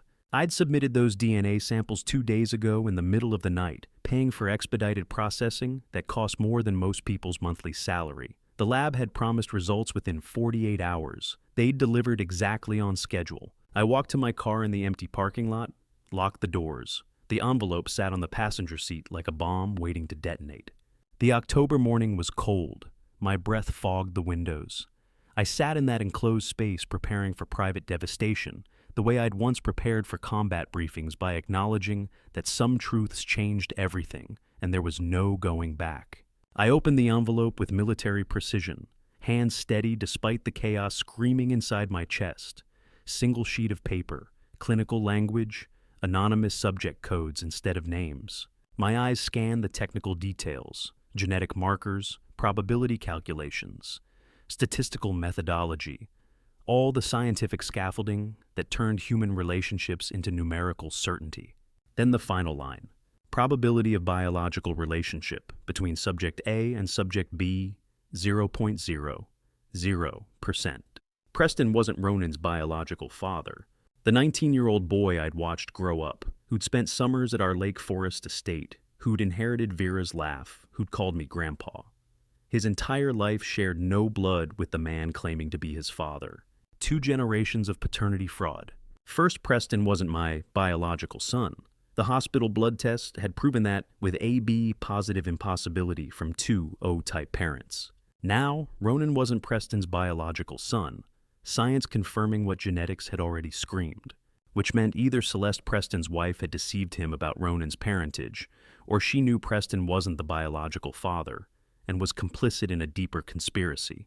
Another layer of lies built on top of lies, built on top of theft. I set the paper on the passenger seat and pulled out my phone, set a timer for 60 seconds, the same drill I'd used in field hospitals when casualties came in faster than we could process them, allow brief grief then move forward because the mission required it. 60 seconds. I let myself feel. Ronan at age 3 sticky hands gripping my uniform collar after I'd returned from a deployment. Grandpa, you're my hero. And I'd believed the genetics didn't matter, because love did. Ronan at 8 learning to ride a bike in our driveway, while Vera cheered and I ran alongside, holding the seat. Ronan at 15 asking about military service and whether honor still mattered in a world that seemed to value nothing except money. 19 years of memories, birthdays, holidays, quiet conversations. The boy I'd loved as my grandson despite sharing no blood. Now both links are broken. Ronan wasn't my grandson by blood, wasn't even Preston's son by blood. Just a 19-year-old college kid caught in a web of deception he probably didn't even know existed. The timer buzzed. 60 seconds expired. I folded the DNA results with the same precision I'd used to fold a flag at Vera's funeral, filed it in the briefcase with the other evidence. The frozen pension transfer, the shell company and corporation documents, the forged invoices using my military reputation. Now this. Scientific proof that my family was constructed from lies. I started the engine, checked the dashboard clock. 8:52 a.m., Sterling's office in 18 minutes. I'd scheduled a follow-up meeting to review whatever he'd uncovered about Farah's background. But now I had a new question for him. Celeste. Preston's wife, Ronan's mother, the one person in this conspiracy I hadn't investigated yet, because I'd assumed she was just another victim of Preston's deception. Except if Ronan wasn't Preston's biological son, then Celeste either didn't know making her a victim, or she did know making her a co-conspirator. How many lies deep did this conspiracy go? And was my daughter a victim or an architect? The math was simple but devastating. Preston married Celeste 19 years ago. Ronan was born 8 months later. If Preston wasn't the biological father, then Celeste had been pregnant before the wedding, carrying another man's child, and somehow convinced Preston the baby was his. Or Preston knew Ronan wasn't his biological son. Married Celeste anyway. Raised a child he knew wasn't his.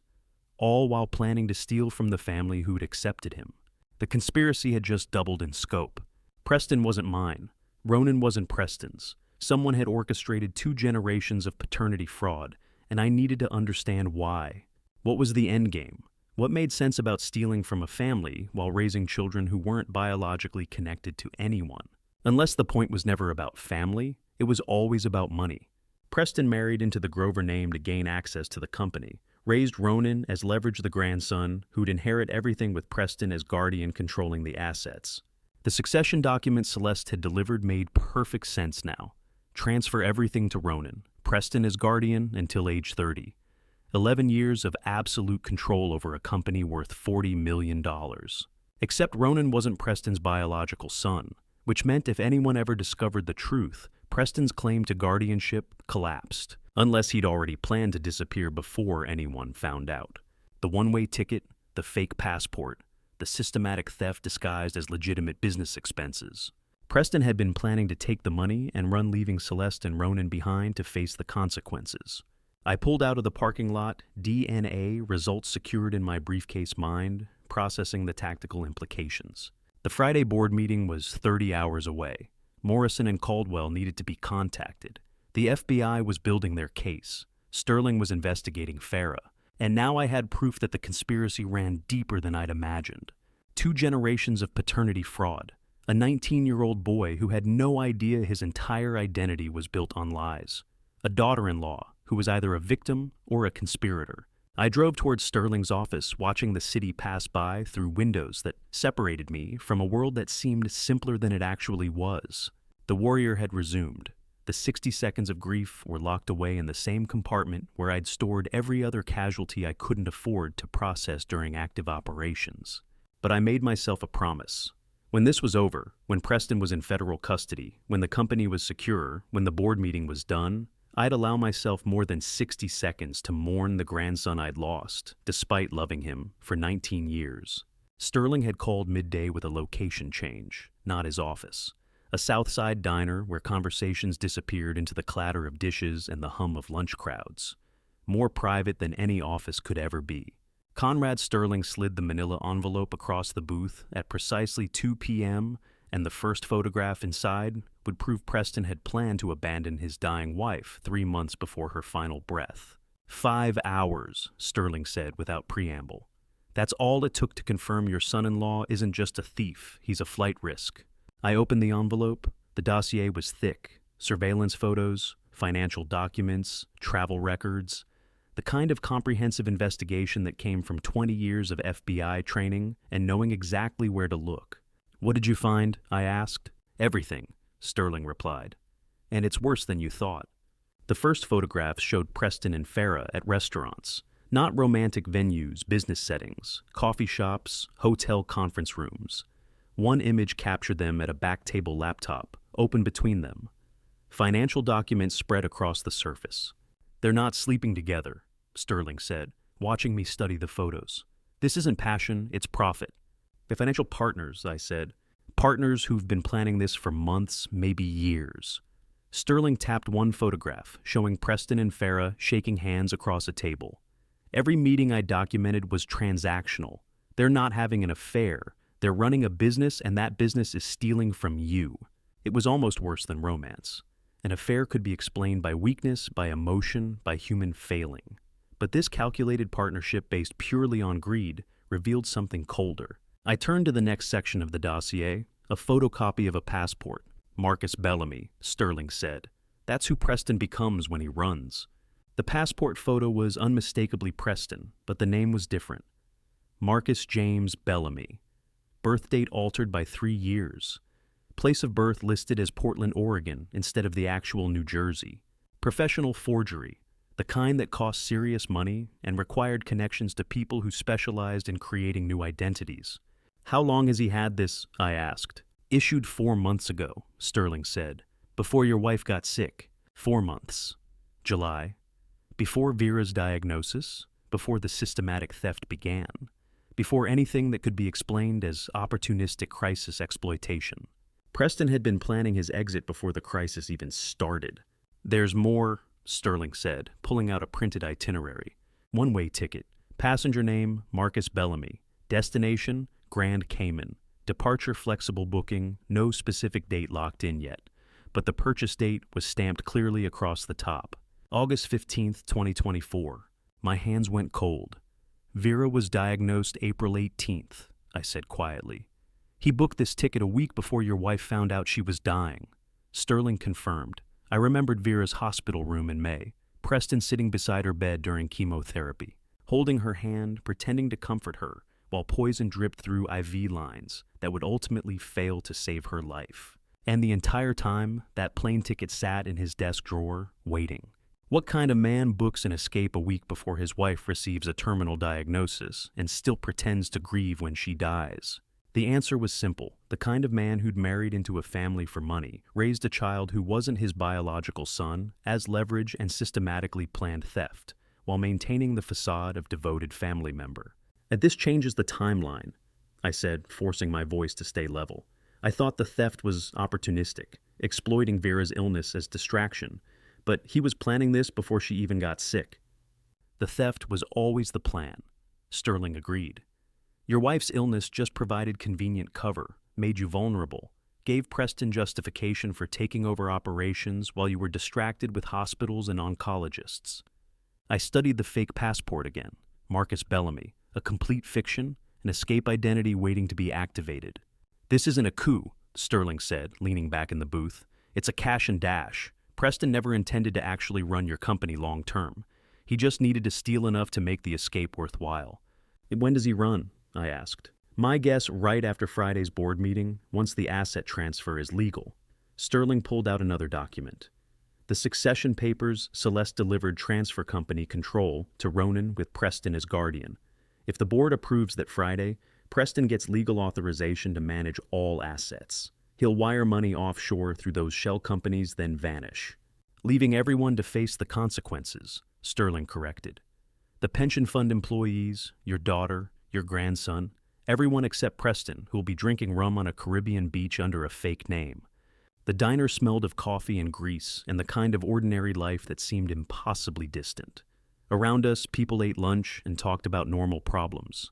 Nobody else was sitting in a booth learning that their family was constructed entirely from lies and theft. There's one more thing, Sterling said, pulling out a final document.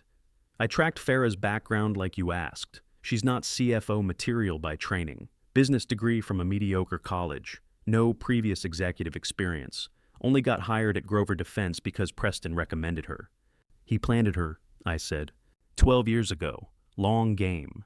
He married your daughter, got himself positioned as family, then slowly inserted his accomplice into your financial operations. Sterling's weathered hands arranged the documents across the table, like evidence at a trial. This was never improvised. It was architected. 12 years. Preston had been planning this for 12 years, since before Ronan was born. How long had he been lying? Had any moment of our relationship been genuine? Sterling closed the dossier and met my eyes with the same intensity I'd seen in intelligence officers before critical operations. He'll run Friday night right after the board votes, Sterling said. Asset transfer approved money wired offshore. Marcus Bellamy boards a plane. The son who wasn't blood, who'd married under false pretenses, who'd stolen millions he never intended to stay. I sat in that diner booth processing the complete picture. Preston had built a 12-year con, married Celeste, raised Ronan as leverage, planted Farah as CFO, created shell companies, forged my reputation into criminal currency, booked an escape before Vera even got sick. And now he was 48 hours from executing the final stage. "That's Friday's board meeting," I said. "Morrison and Caldwell. If I can convince them to vote against the succession transfers." "Preston doesn't get legal authorization," Sterling finished. "Can't wire the money, can't run clean. The whole plan collapses." I had 48 hours to stop a 12-year conspiracy. The war was no longer theoretical. It was tactical, immediate, and the battlefield was Friday's boardroom. Sterling parked 3 blocks from Celeste's apartment building, killing the headlights before the engine stopped ticking. Rain drummed against the windshield in rhythm with my pulse. 72 hours ago, I'd believed my daughter was Preston's victim, another casualty of his 12-year fraud. Now, I was testing a darker hypothesis, that Celeste had chosen him knowingly, that the woman I'd raised had become someone I no longer recognized. Package delivered to subject's residence. Sterling's voice crackled through my earpiece. "She's home, lights on 3rd floor." I adjusted the binoculars, bringing Celeste's living room window into focus. 42 years old, brilliant enough to run corporate healthcare networks. Her mother's eyes, my stubborn chin. The DNA results in that anonymous package proved Preston wasn't Ronan's biological father, which meant Celeste had either been deceived about her husband's identity or was complicit in a multi-generational conspiracy. This surveillance would answer which. "Movement at the door," Sterling murmured. "She's retrieving the package." Through the rain-streaked window, I watched Celeste carry the unmarked envelope to her dining table. No return address, no courier identification, just the evidence that would either save her or condemn her. DNA results showing 0 paternal relationship between Preston and Ronan. Shell company and corporation documents with Farrah Kemp's digital footprint. Bank transfers totaling $4.5 million. The frozen pension transfer log, time-stamped Saturday night. Everything Preston had stolen, everything he'd built his counterfeit life upon. Celeste opened the envelope with a letter opener, her movements precise and unhurried. She extracted the first document, the genetics report, and began reading. "She's opening it," Sterling said, taking out the first document. "DNA results." I held my breath. This was the moment that would define whether I still had a daughter or had lost her to Preston's manipulation years ago. If she called me, called anyone, sought help, understanding what these documents meant, but Celeste didn't reach for her phone. She read the DNA analysis with the same methodical focus I'd seen her apply to corporate budgets. No gasping shock, no horrified realization. Just clinical assessment turning pages with steady hands while rain pounded the surveillance vehicle's roof. 5 minutes became 10. 10 became 20. "She's reading everything," Sterling observed. "Hasn't picked up her phone once." That professional detachment, was it shock or something more calculated? I'd spent 40 years building Grover Defense Logistics into something that mattered, something that would outlive me and provide for the family I'd treasured above all else. But what good was a legacy when the people you'd built it for were actively trying to tear it down? Oh, before we watch what happens next, I need you to do something for me. Drop a comment right now with your honest prediction, Celeste calls. If you think she'll contact her father, or Celeste burns. If you think she's already chosen Preston's side. No judgment either way. I just want to see how good you are at reading people before the choice gets made. This is fictionalized content for entertainment purposes. Celeste set down the final document, the Cayman Islands flight itinerary, showing Preston had booked his escape ticket before Vera's cancer diagnosis. She stacked all the papers into a neat pile, aligned the edges with precision. Then she stood and walked to the fireplace. "No," I whispered. "Celeste, no." "General, she's moving to the fireplace. She has the entire stack." My daughter knelt before the gas fireplace, the evidence of Preston's 12-year fraud held loosely in her right hand. Through the binoculars, I could see her face clearly, no tears, no anguish, no conflict at all. Just the calm determination of someone who'd already made her choice long before this anonymous package arrived. She turned the gas valve. Flames bloomed blue and orange. "Christ," Sterling breathed. "She's burning it. All of it." The DNA results went first. The laboratory proof that Preston had built his entire relationship with my family on biological lies. Then the passport photographs showing Marcus Bellamy's face beneath Preston Vaughn's features. The shell company records. The bank transfers. Every piece of evidence I'd spent a week assembling. Celeste fed it all to the flames with the methodical efficiency of someone destroying incriminating files. No phone calls, no confrontations, no moment of horrified realization that the man she married was a sophisticated con artist who'd defrauded her family of millions. Just fire and smoke and the systematic erasure of truth. She knows, I said quietly. She knows everything, and she's choosing him anyway. Sterling lowered his camera, the long lens catching streetlight as he turned toward me. Want me to intervene? We could. No. I kept the binoculars trained on Celeste's window, watching evidence burn like childhood photographs consumed by flames, watching everything I thought I knew about my daughter transform into ash and memory. This is her choice. She's making it with full knowledge. The last document curled and blackened. Celeste stood, brushed soot from her hands, and returned to the dining table where the empty envelope lay. She picked it up, examined it for any identifying marks, found none. Then she smiled. Not relief, not anxiety, not the confused fear of someone who'd just learned terrible truths about the man she loved. Just satisfaction, the expression of someone whose gamble had paid off, whose partnership remained secure, whose secrets had stayed buried. Celeste wasn't Preston's victim. She was his accomplice. We're done here, I told Sterling, setting down the binoculars before my shaking hands betrayed how completely this surveillance had shattered me. Take me home. What about the board vote Preston's escape plan? You still have 48 hours to... I know the timeline. Rain hammered harder against the windshield. But I needed to know whether I was fighting to save my daughter or fighting against her. Now I have my answer. Sterling started the engine, pulling away from the curb, while Celeste's third-floor windows glowed warm and golden behind us. Somewhere in that apartment, my daughter was probably calling Preston right now, warning him that someone knew about Marcus Bellamy and the Cayman accounts. I'd sent that package hoping to save her. Instead, I'd just taught her exactly how much I knew, and given Preston 48 hours to adjust his conspiracy accordingly. Conrad Sterling's call came at 9:17 p.m. 3 words that changed everything. Farah flipped first. I set down the whiskey glass I'd been nursing since returning from the surveillance of Celeste's apartment, the amber liquid untouched and warming. Through the temporary rentals window, Chicago's skyline glittered with the indifference of a city that didn't care whose empires rose or fell. I'd say that again, I said. My FBI contact just called. Farah Kemp walked into the field office an hour ago. Sterling's voice carried the clipped precision of someone delivering intelligence under time pressure. 9 p.m. exactly. Turning herself in, turning Preston in, she brought recordings. I moved to the window, pressing my palm against the cold glass.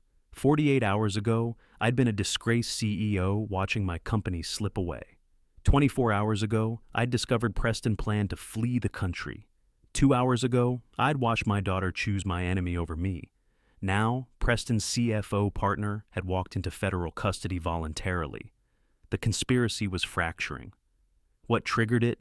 I asked. Preston avoided her calls for 3 days, Sterling said. She got nervous, searched his office tonight, found the Marcus Bellamy passport in his desk drawer and the Cayman Islands ticket. One way, one ticket, no reservation for her. Sterling paused and I heard papers rustling on his end. She realized he was leaving her holding the bag. Chief financial officer of the shell company's signature on every fraudulent transfer, while Preston disappeared with a new identity and $4.5 million. The entry twist landed with perfect clarity. Preston had built his conspiracy on partnership with Farah, but greed made him plan a solo exit. And Farah, brilliant, ruthless Farah, who'd helped orchestrate 12 years of theft, had figured it out just in time to save herself. She's furious, Sterling continued. According to my contact, she walked in with a USB drive and asked for the agent in charge of white-collar crimes, Agent Miller. Miller is still debriefing her, Sterling said. But here's what matters. She recorded everything. Every meeting, every planning session, 18 months of audio. Miller recognized it as the cleanest evidence package he'd seen in 15 years. 18 months. Farah had been recording since the conspiracy's middle stages long before Preston decided to abandon her, which meant she'd been planning her own exit strategy while helping Preston execute his. Greed is a solvent that dissolves loyalty. Preston and Farah's partnership built on theft, collapsed the moment one partner realized the other had planned betrayal first. I'd watched it happen before, in military intelligence criminal conspiracies that fractured not from external pressure, but from the mutual distrust that inevitably consumed people who'd proven themselves capable of treachery. They'd stolen from me together. Now they'd destroy each other. "What's the deal?" I asked. Sterling's voice carried grim satisfaction. 5 years probation versus 20 in federal prison. Forfeit all stolen assets, testify against Preston, full cooperation with ongoing investigation. She took it. Signed cooperation agreement an hour ago. She's their witness now. I walked to the kitchen, running cold water over my hands, letting the temperature shock ground me in the moment. The metallic taste of adrenaline coated my mouth, the same biochemical response I'd felt during combat operations, the body preparing for confrontation, even when the mind knew the battle was already won. "Audio quality?" I asked. "Crystal clear, according to Miller. Farah used professional recording equipment, not phone apps. Time-stamped, backed up to cloud storage, organized by date and topic." Sterling laughed without humor. She kept better records than most prosecutors. Because Farah had always known this moment might come. She'd recorded Preston not out of paranoia, but out of professional insurance, the same calculating mindset that had made her an effective CFO for legitimate businesses before Preston recruited her into fraud. She'd documented everything because documentation was leverage, and leverage was survival. "The recordings cover the DNA fraud?" I asked. "Everything." Preston discussing how to maintain the fake paternity claim, planning what to do if you ever requested genetic testing, coordinating with Farah on how to structure shell companies to hide the theft. Miller said, one recording has Preston explicitly stating he's not Ronan's biological father and laughing about it. I gripped the edge of the sink knuckles whitening.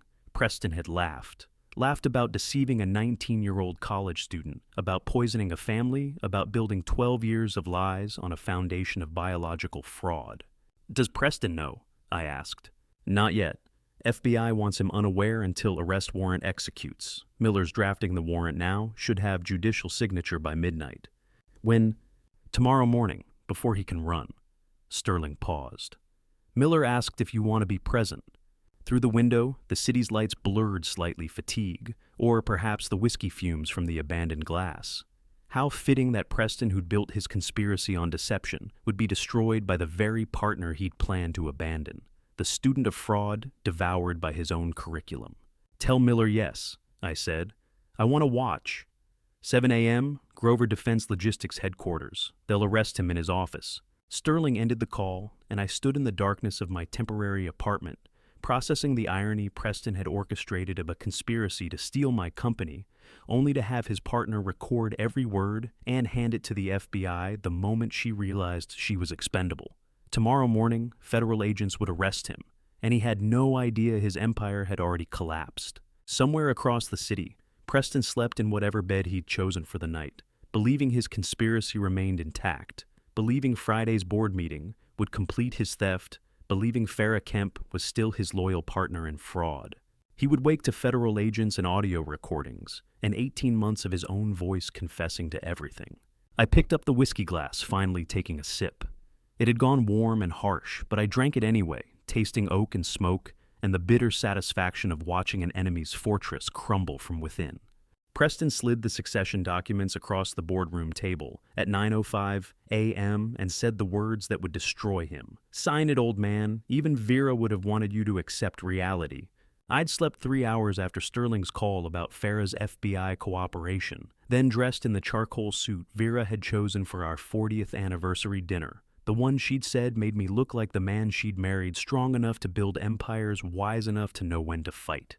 This morning, I would need both. The boardroom smelled of leather and old money mahogany and the faint residue of expensive cologne. 8 board members sat along the perimeter, witnesses to what Preston believed would be my surrender. Celeste stood near the windows, her face unreadable. Farah Kemp stood beside Preston's right shoulder, her usual confidence replaced by something that looked like nausea. She knew what was coming. "The board has confirmed the transition," Preston said, his voice carrying the smug certainty of someone who thought he'd already won. "All you need to do is sign." I looked at the documents: transfer of company control, asset authority, operational leadership, Everything Vera and I had built across 4 decades reduced to 3 signature lines and a notary seal. And if I refused, I asked. Preston leaned back in the chair that had been mine for 20 years, his expression mixing pity and contempt in equal measure. Then you prove you never cared about this company or Vera's legacy. The entry twist landed like a slap. Preston invoking my dead wife's memory as a weapon, using the woman who'd spent 40 years building Grover Defense Logistics as leverage to steal it. The insult hung in the air, toxic and unforgivable. Vera spent 40 years building this company alongside you. Preston continued his tone, suggesting sympathy he didn't feel. She'd want stability, not your ego destroying what she created. Don't you dare speak for her. My voice came out quiet, the kind of quiet that preceded violence in my military days. Celeste flinched near the window, but stayed silent. My daughter, who'd watched Preston orchestrate this theft, who'd chosen him over me, who'd burned evidence rather than seek truth, stood mute while her husband desecrated her mother's memory. She's gone, Preston said flatly. I'm what's left. Sign the documents. I picked up the gold fountain pen lying beside the succession papers. Vera's gift on our 40th wedding anniversary, 3 months before the cancer diagnosis. The inscription along the barrel read, 40 years of truth. Her acknowledgement that we'd built everything on honest contracts and honorable deals, even when deception would have been more profitable. That gold pen had witnessed every significant contract of my career, every partnership agreement, every acquisition, every promise that carried the weight of my word and Vera's trust. I would not let it sign the greatest lie of my life. I raised the pen above the documents. The entire boardroom held its breath, Preston leaning forward with anticipation, Farah going pale, Celeste's reflection in the window, showing something that might have been shame. I dropped the pen. It clattered against the mahogany table, the sound echoing in the silence like a judge's gavel. No, I said. Preston's face darkened. You're making a mistake. This pen, Vera gave it to me for 40 years of building something that mattered. She'd never forgive me for signing it away to someone who uses her memory as a weapon. You stubborn... The boardroom doors opened.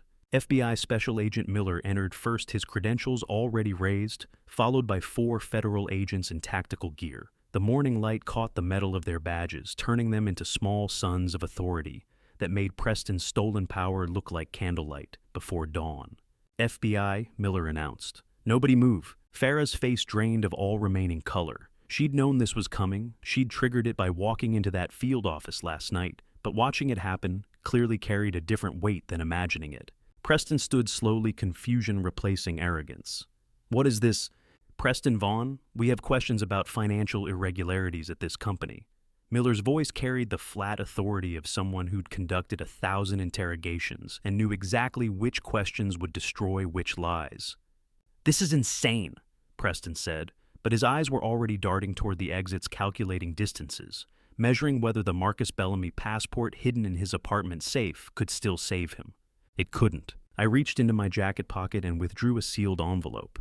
The genetics laboratory logo was visible through the manila paper. Gentech Diagnostics, the same firm that had processed paternity tests for 3 generations of custody cases.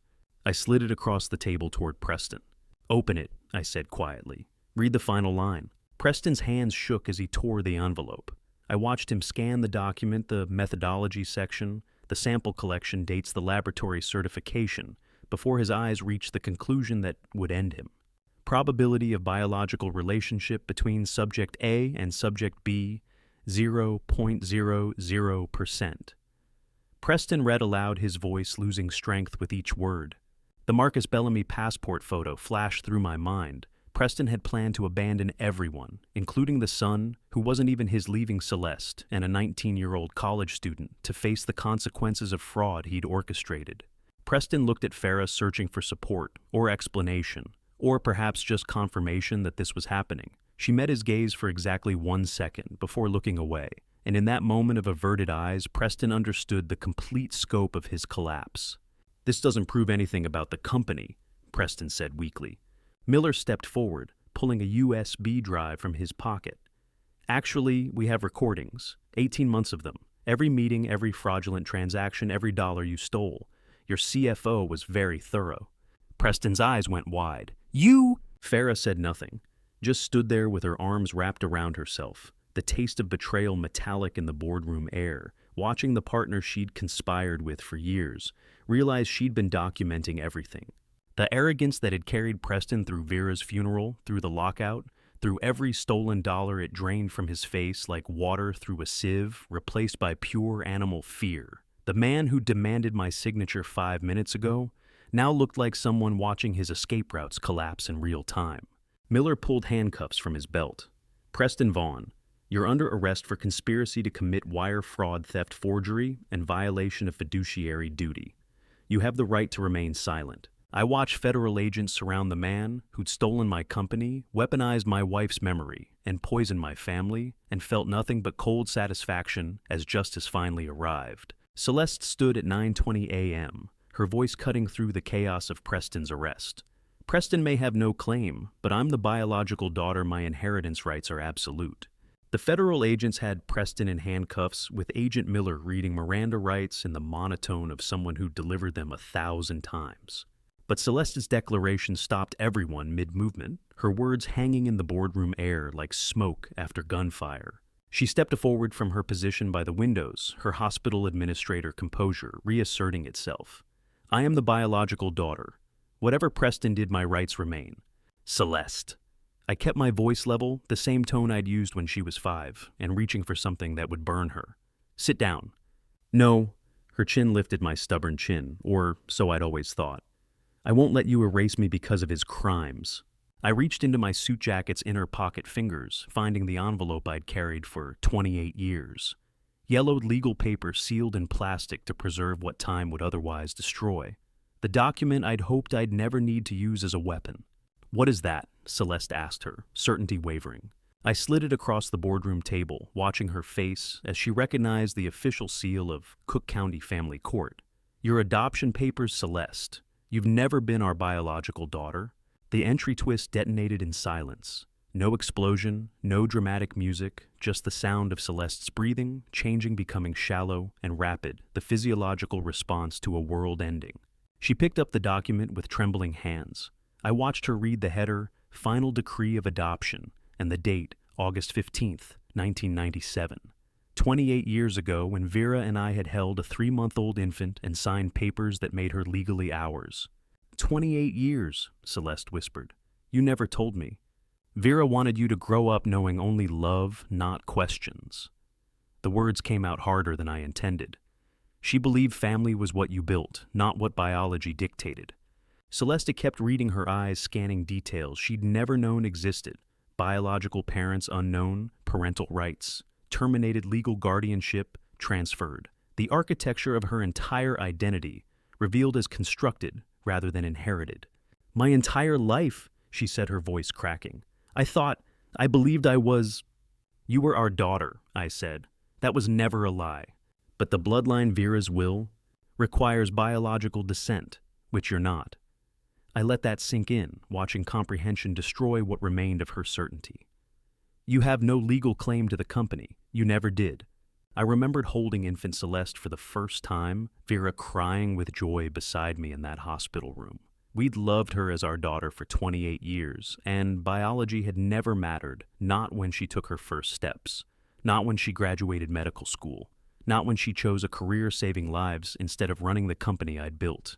Blood had been irrelevant until this moment, when it became the weapon that proved she'd sacrificed everything for nothing. Celeste set down the adoption papers, her hands still shaking. She looked at Preston, who stood in handcuffs between 2 federal agents, and something like desperate hope flickered across her face. Preston, she said quietly, we're still... Preston laughed. Not the polite social laugh he'd deployed at board meetings and charity galas, but something cold and genuine. The exit twist arrived in the form of pure contempt. Well, that's convenient, Preston said, his tone carrying the casual cruelty of someone discarding a broken tool. The woman I was going to marry turns out to be nobody. Celeste flinched as if struck. Preston, we're still family. Almost. He shook his head, smiling despite the handcuffs. You're not family. You were never family. You were access, legitimacy, window dressing to make the inheritance claim look cleaner. He paused, letting the words cut deeper. And now you're worthless. The boardroom had gone silent, except for the hum of fluorescent lights, and someone's ragged breathing might have been. Celeste might have been me. Preston's mask had finally dropped completely, revealing not the sophisticated fraudster or the grieving stepson, but something simpler and uglier, a con artist discarding a prop that no longer served its purpose. "I burned the evidence for you," Celeste said, her voice barely audible. "The package, the DNA, results, the passport photos, everything. I burned it all." Preston shrugged, the gesture limited by handcuffs. "I didn't ask you to. That was your choice." She turned to me, and I saw the moment she understood the complete scope of her isolation. "You tested me, the anonymous package. You wanted to see if I could be saved." "I needed to know," I said quietly, "whether you were his victim or his accomplice. And I chose wrong." Tears finally broke through her composure, tracking mascara down her cheeks. "I chose him over truth, over you, over everything real." Watching Celeste crumble was like watching a building demolition, 28 years of carefully constructed identity collapsing floor by floor, leaving only rubble and the question of what had been real. The confident hospital administrator, the dutiful daughter, the woman who'd believed her bloodline gave her rights, all of it disintegrating under the weight of revealed truth. "And now I have nothing," Celeste whispered. "No biological family, no inheritance, no Preston." She looked at me with something that might have been pleading. "No father who trusts me." I wanted to tell her that trust could be rebuilt, that families survived worse betrayals, that love didn't require shared DNA. But those words would have been lies, and I'd spent enough of my life surrounded by deception. "You made your choices," I said instead. "Now you live with them." Miller cleared his throat, breaking the moment. "We need to process the suspect. Mr. Vaughn, if you'll excuse us." Celeste sank into the nearest chair, adoption papers still clutched in her shaking hands, while Preston turned his back on her as if she'd never existed. I'd exposed Preston's fraud and reclaimed my company, but the cost was measured in the broken woman still staring at adoption papers, learning that everything she'd believed about herself had been constructed on silence and good intentions. Justice apparently didn't care about collateral damage. Saskia Winsleet stepped to the boardroom console at 9:30 a.m., entered the authorization code I'd given her 48 hours earlier, and the massive presentation screen blazed to life with every crime Preston and Farah had committed. Celeste remained collapsed in her chair, adoption papers clutched like a lifeline to an identity that no longer existed. Preston stood in handcuffs between federal agents, his expression shifting from contempt to confusion as the 12-foot LED display illuminated the boardroom with documentary evidence. Authorization code accepted. Saskia announced, her voice carrying none of the nervous deference she'd shown Preston for the past week. Displaying financial audit evidence.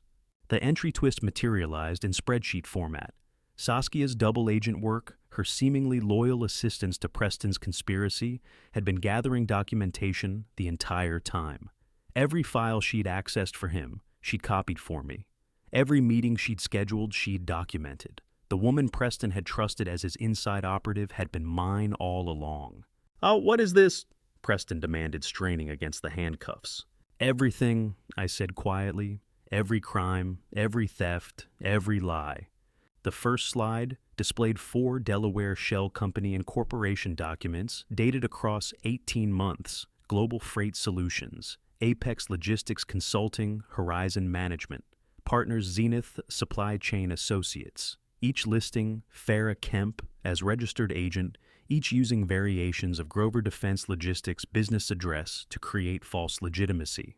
Miller stepped closer to the screen, reading details aloud for the record. 4 shell companies, 18 months of systematic theft, forged federal defense contractor signatures to establish credibility with financial institutions. "You can't prove Preston started. We have audio recordings of every planning meeting," Miller interrupted. "Every single one. Ms. Kemp was very thorough." The next slide showed wire transfer records. I watched the numbers scroll past, pension fund withdrawals disguised as vendor payments routed through the shell companies, consolidated in Cayman accounts. The theft hadn't been a single dramatic heist, but death by 1,000 cuts. Each transaction small enough to avoid immediate scrutiny, large enough to compound into financial devastation. The boardroom smelled of coffee gone cold, and fear sweat the air conditioning, unable to mask the physiological reality of people watching their world collapse. 8 board members sat frozen witnessing corporate fraud, documented with the precision of a surgical dissection. Ms. Kemp contacted the FBI on October 23rd at 9 p.m., Miller said, consulting his notes. She's been cooperating for 36 hours under a preliminary immunity agreement. Preston turned to Farah with pure rage. You recorded me everything. Farah finally met his eyes, her expression mixing defiance and resignation. You were leaving me behind. The Marcus Bellamy passport, one ticket, no reservation for me. Did you really think I wouldn't notice? We were partners, Preston hissed. You made me the CFO of record for every shell company. Every forged signature had my name attached. Farah's voice hardened. I was the scapegoat. You planned to disappear and let me face federal prison alone. The visual shock arrived in high definition. The boardroom screen showed the complete financial picture stolen, pension funds traced through 4 shell companies, each transaction time-stamped, each forgery cataloged. 40 years of honorable service nearly destroyed, reduced to spreadsheet format, and displayed in clinical detail. The numbers glowed against the dark screen, like evidence at a crime scene, each cell a small indictment. So you turned first, Preston said bitterly. Destroyed both of us to save yourself. I turned because you were going to abandon me, Farah shot back. I just did it before you could. I want my lawyer, Preston said, the arrogance finally draining completely. You'll get your call. Miller turned to Farah, his expression professionally neutral. Farah Kemp, despite your cooperation agreement, you're also under arrest. Your charges are similar, though the prosecution will consider your cooperation during sentencing recommendations. Farah's face went pale. You said immunity, preliminary immunity pending full cooperation and testimony, Miller corrected. You still committed federal crimes. The agreement reduces your exposure, but you're not walking away clean. The exit twist arrived with poetic symmetry. Both conspirators arrested together, partners in crime becoming partners in handcuffs. Farah had betrayed Preston to save herself, but justice didn't care about the sequence of betrayals, only the crimes they'd committed together. 2 federal agents stepped forward, one to each conspirator. The sound of steel handcuffs, Preston's wrists already restrained. Farah's hands pulled behind her back, echoed through the silent boardroom. Click! The handcuffs closed on Preston's wrists with the same finality as Vera's casket lid, ending the conspiracy that had started before her final breath.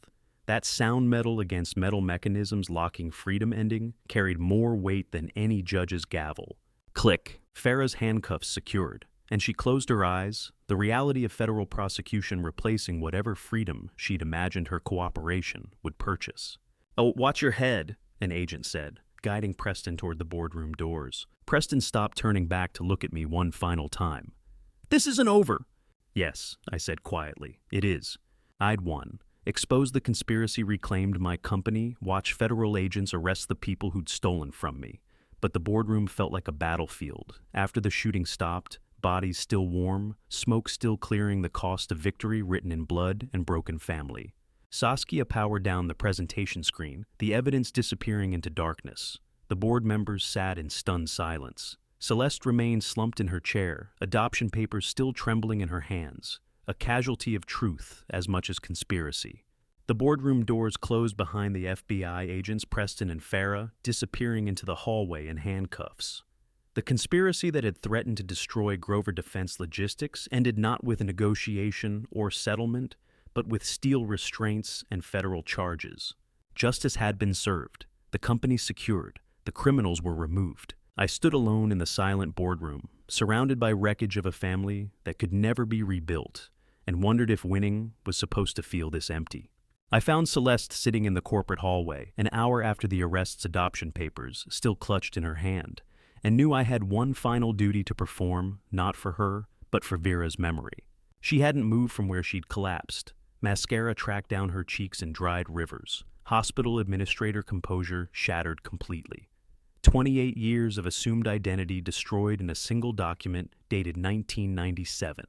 I don't know who I am anymore, she said without looking up. I stood above her, tasting the bitterness of coffee I'd forced down in my office, the acid burning my throat the way this conversation would burn whatever remained between us.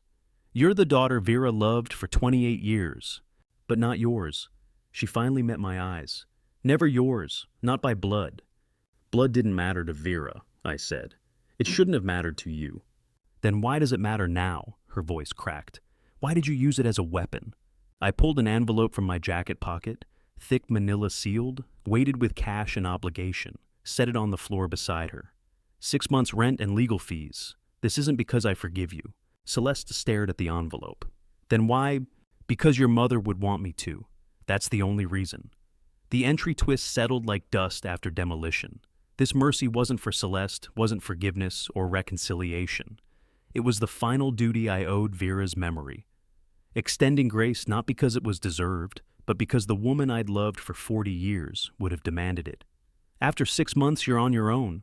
I burned evidence for him, Celeste whispered. I chose him over you, over truth, over everything. Yes, I said simply. You did. The hallway smelled of industrial carpet cleaner and the ghost of old coffee, the scent of corporate spaces after violence passes through. Fluorescent lights hummed overhead, indifferent to the wreckage of families, the destruction of trust, the price of choosing wrong. I turned and walked away down the hallway without looking back. If I'd turned, I would have seen not the 28-year-old woman who'd burned evidence to protect a criminal. I would have seen the 3-year-old Vera held at the zoo, pointing at elephants laughing with pure joy before the world taught her to choose lies over truth. I couldn't afford that weakness. The company needed me clear-headed, and mercy had its limits. The elevator doors closed on Celeste's image, and I let myself feel nothing. 3 p.m. brought an unexpected knock on my office door. Saskia opened it cautiously, her expression uncertain. Sir, you have a visitor. Ronan is here. The 19-year-old young man, who had just learned the man he called father, was led away in handcuffs, stood in the doorway. His frame was shaking the heavy weight of his world, collapsing visible in his posture. Grandpa Ronan said quietly, and the word hit me like shrapnel unearned yet weighted with 19 years of shared memories.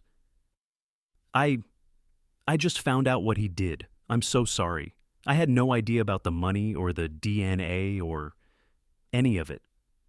I stood up from my desk, walking over to face the young man. He was tall now, inheriting his biological mother's features, but his eyes held the same fear as when he was a child terrified of the dark. You didn't do anything wrong, Ronan. You are a victim of his design. But the company, my whole life, was a lie built on his fraud. Ronan's voice cracked, his hands clenched into fists. I don't even know whose son I am anymore. I looked at this young man. He had no blood relation to me, no legal claim to the Grover Empire, but he was the boy who asked me about military honor, who genuinely grieved for Vera when she passed, while his biological parents calculated their theft. Ronan, I said, carefully placing a hand on his shoulder, your tuition at Northwestern is paid in full. Your trust fund from your grandmother Vera remains untouched because it was set up in your name, not Preston's. You finish your degree. You make your own way clean and untainted by his shadow. The exit twist arrived in the form of a young man's restored hope, despite no blood relation.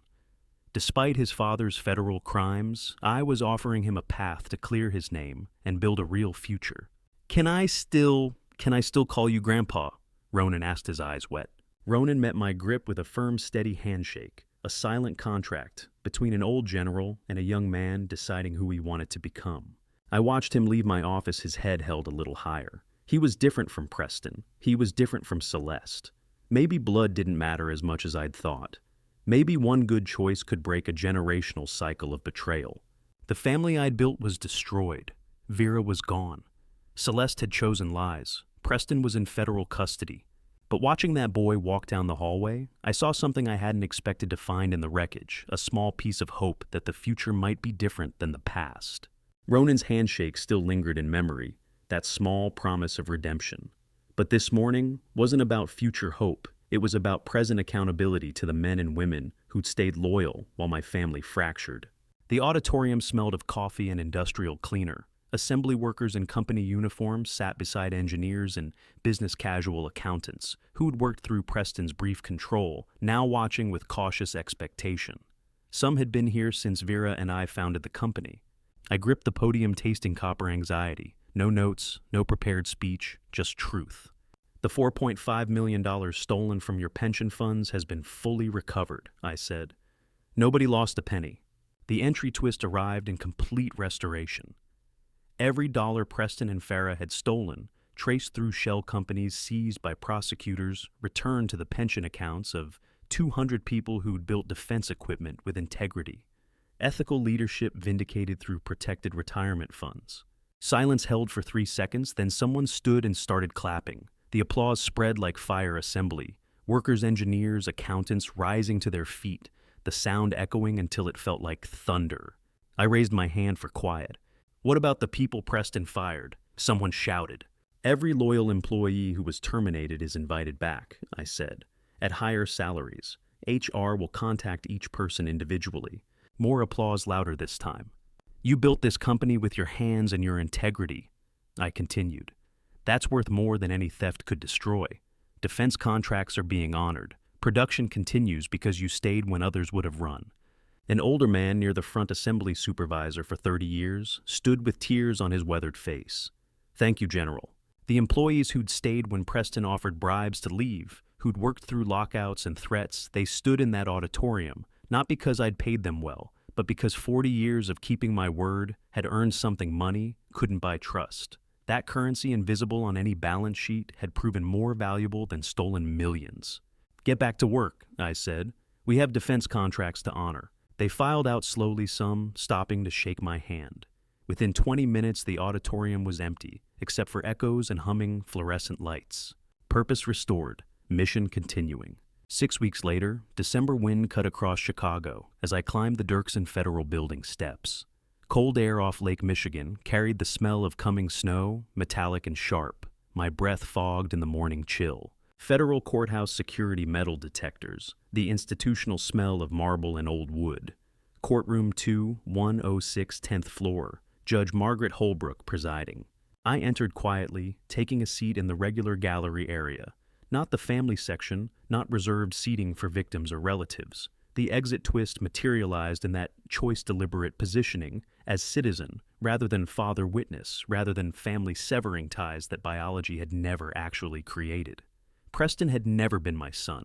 I would watch his sentencing as what I'd always been, the man he'd tried to destroy.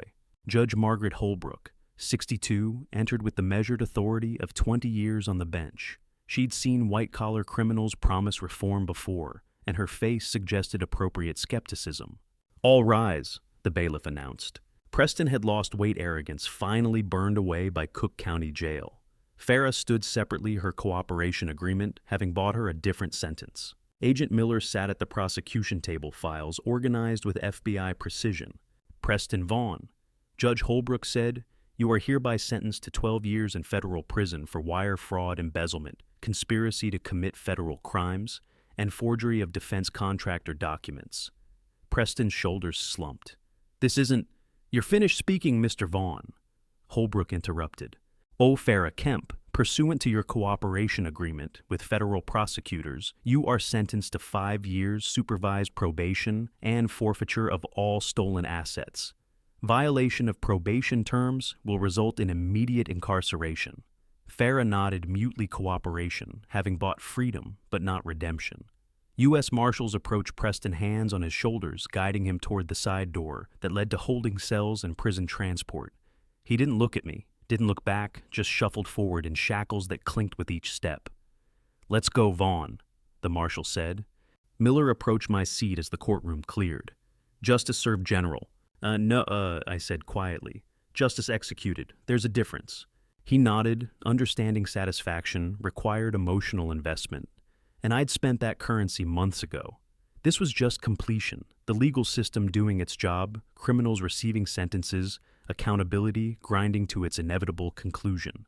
I stood, put on my coat, and walked out alone. The December wind cut through my coat as I descended the steps, sharp, clean, honest, the kind of cold that reminded you winter always comes, but doesn't apologize for doing its job. Chicago continued around me. Traffic on Dearborn, pedestrians bundled against cold, the city indifferent to federal sentencing and family destruction. Nothing left to do. Companies secure employees, protected criminals imprisoned. Pension funds restored. One small boy promised college tuition 13 years from now. Vera's grave visited every Sunday with fresh flowers. I reached my car in the courthouse parking lot and sat for a moment before starting the engine, looking at the gray December sky over Chicago. Preston would serve 12 years in federal prison. Farah would spend 5 years looking over her shoulder.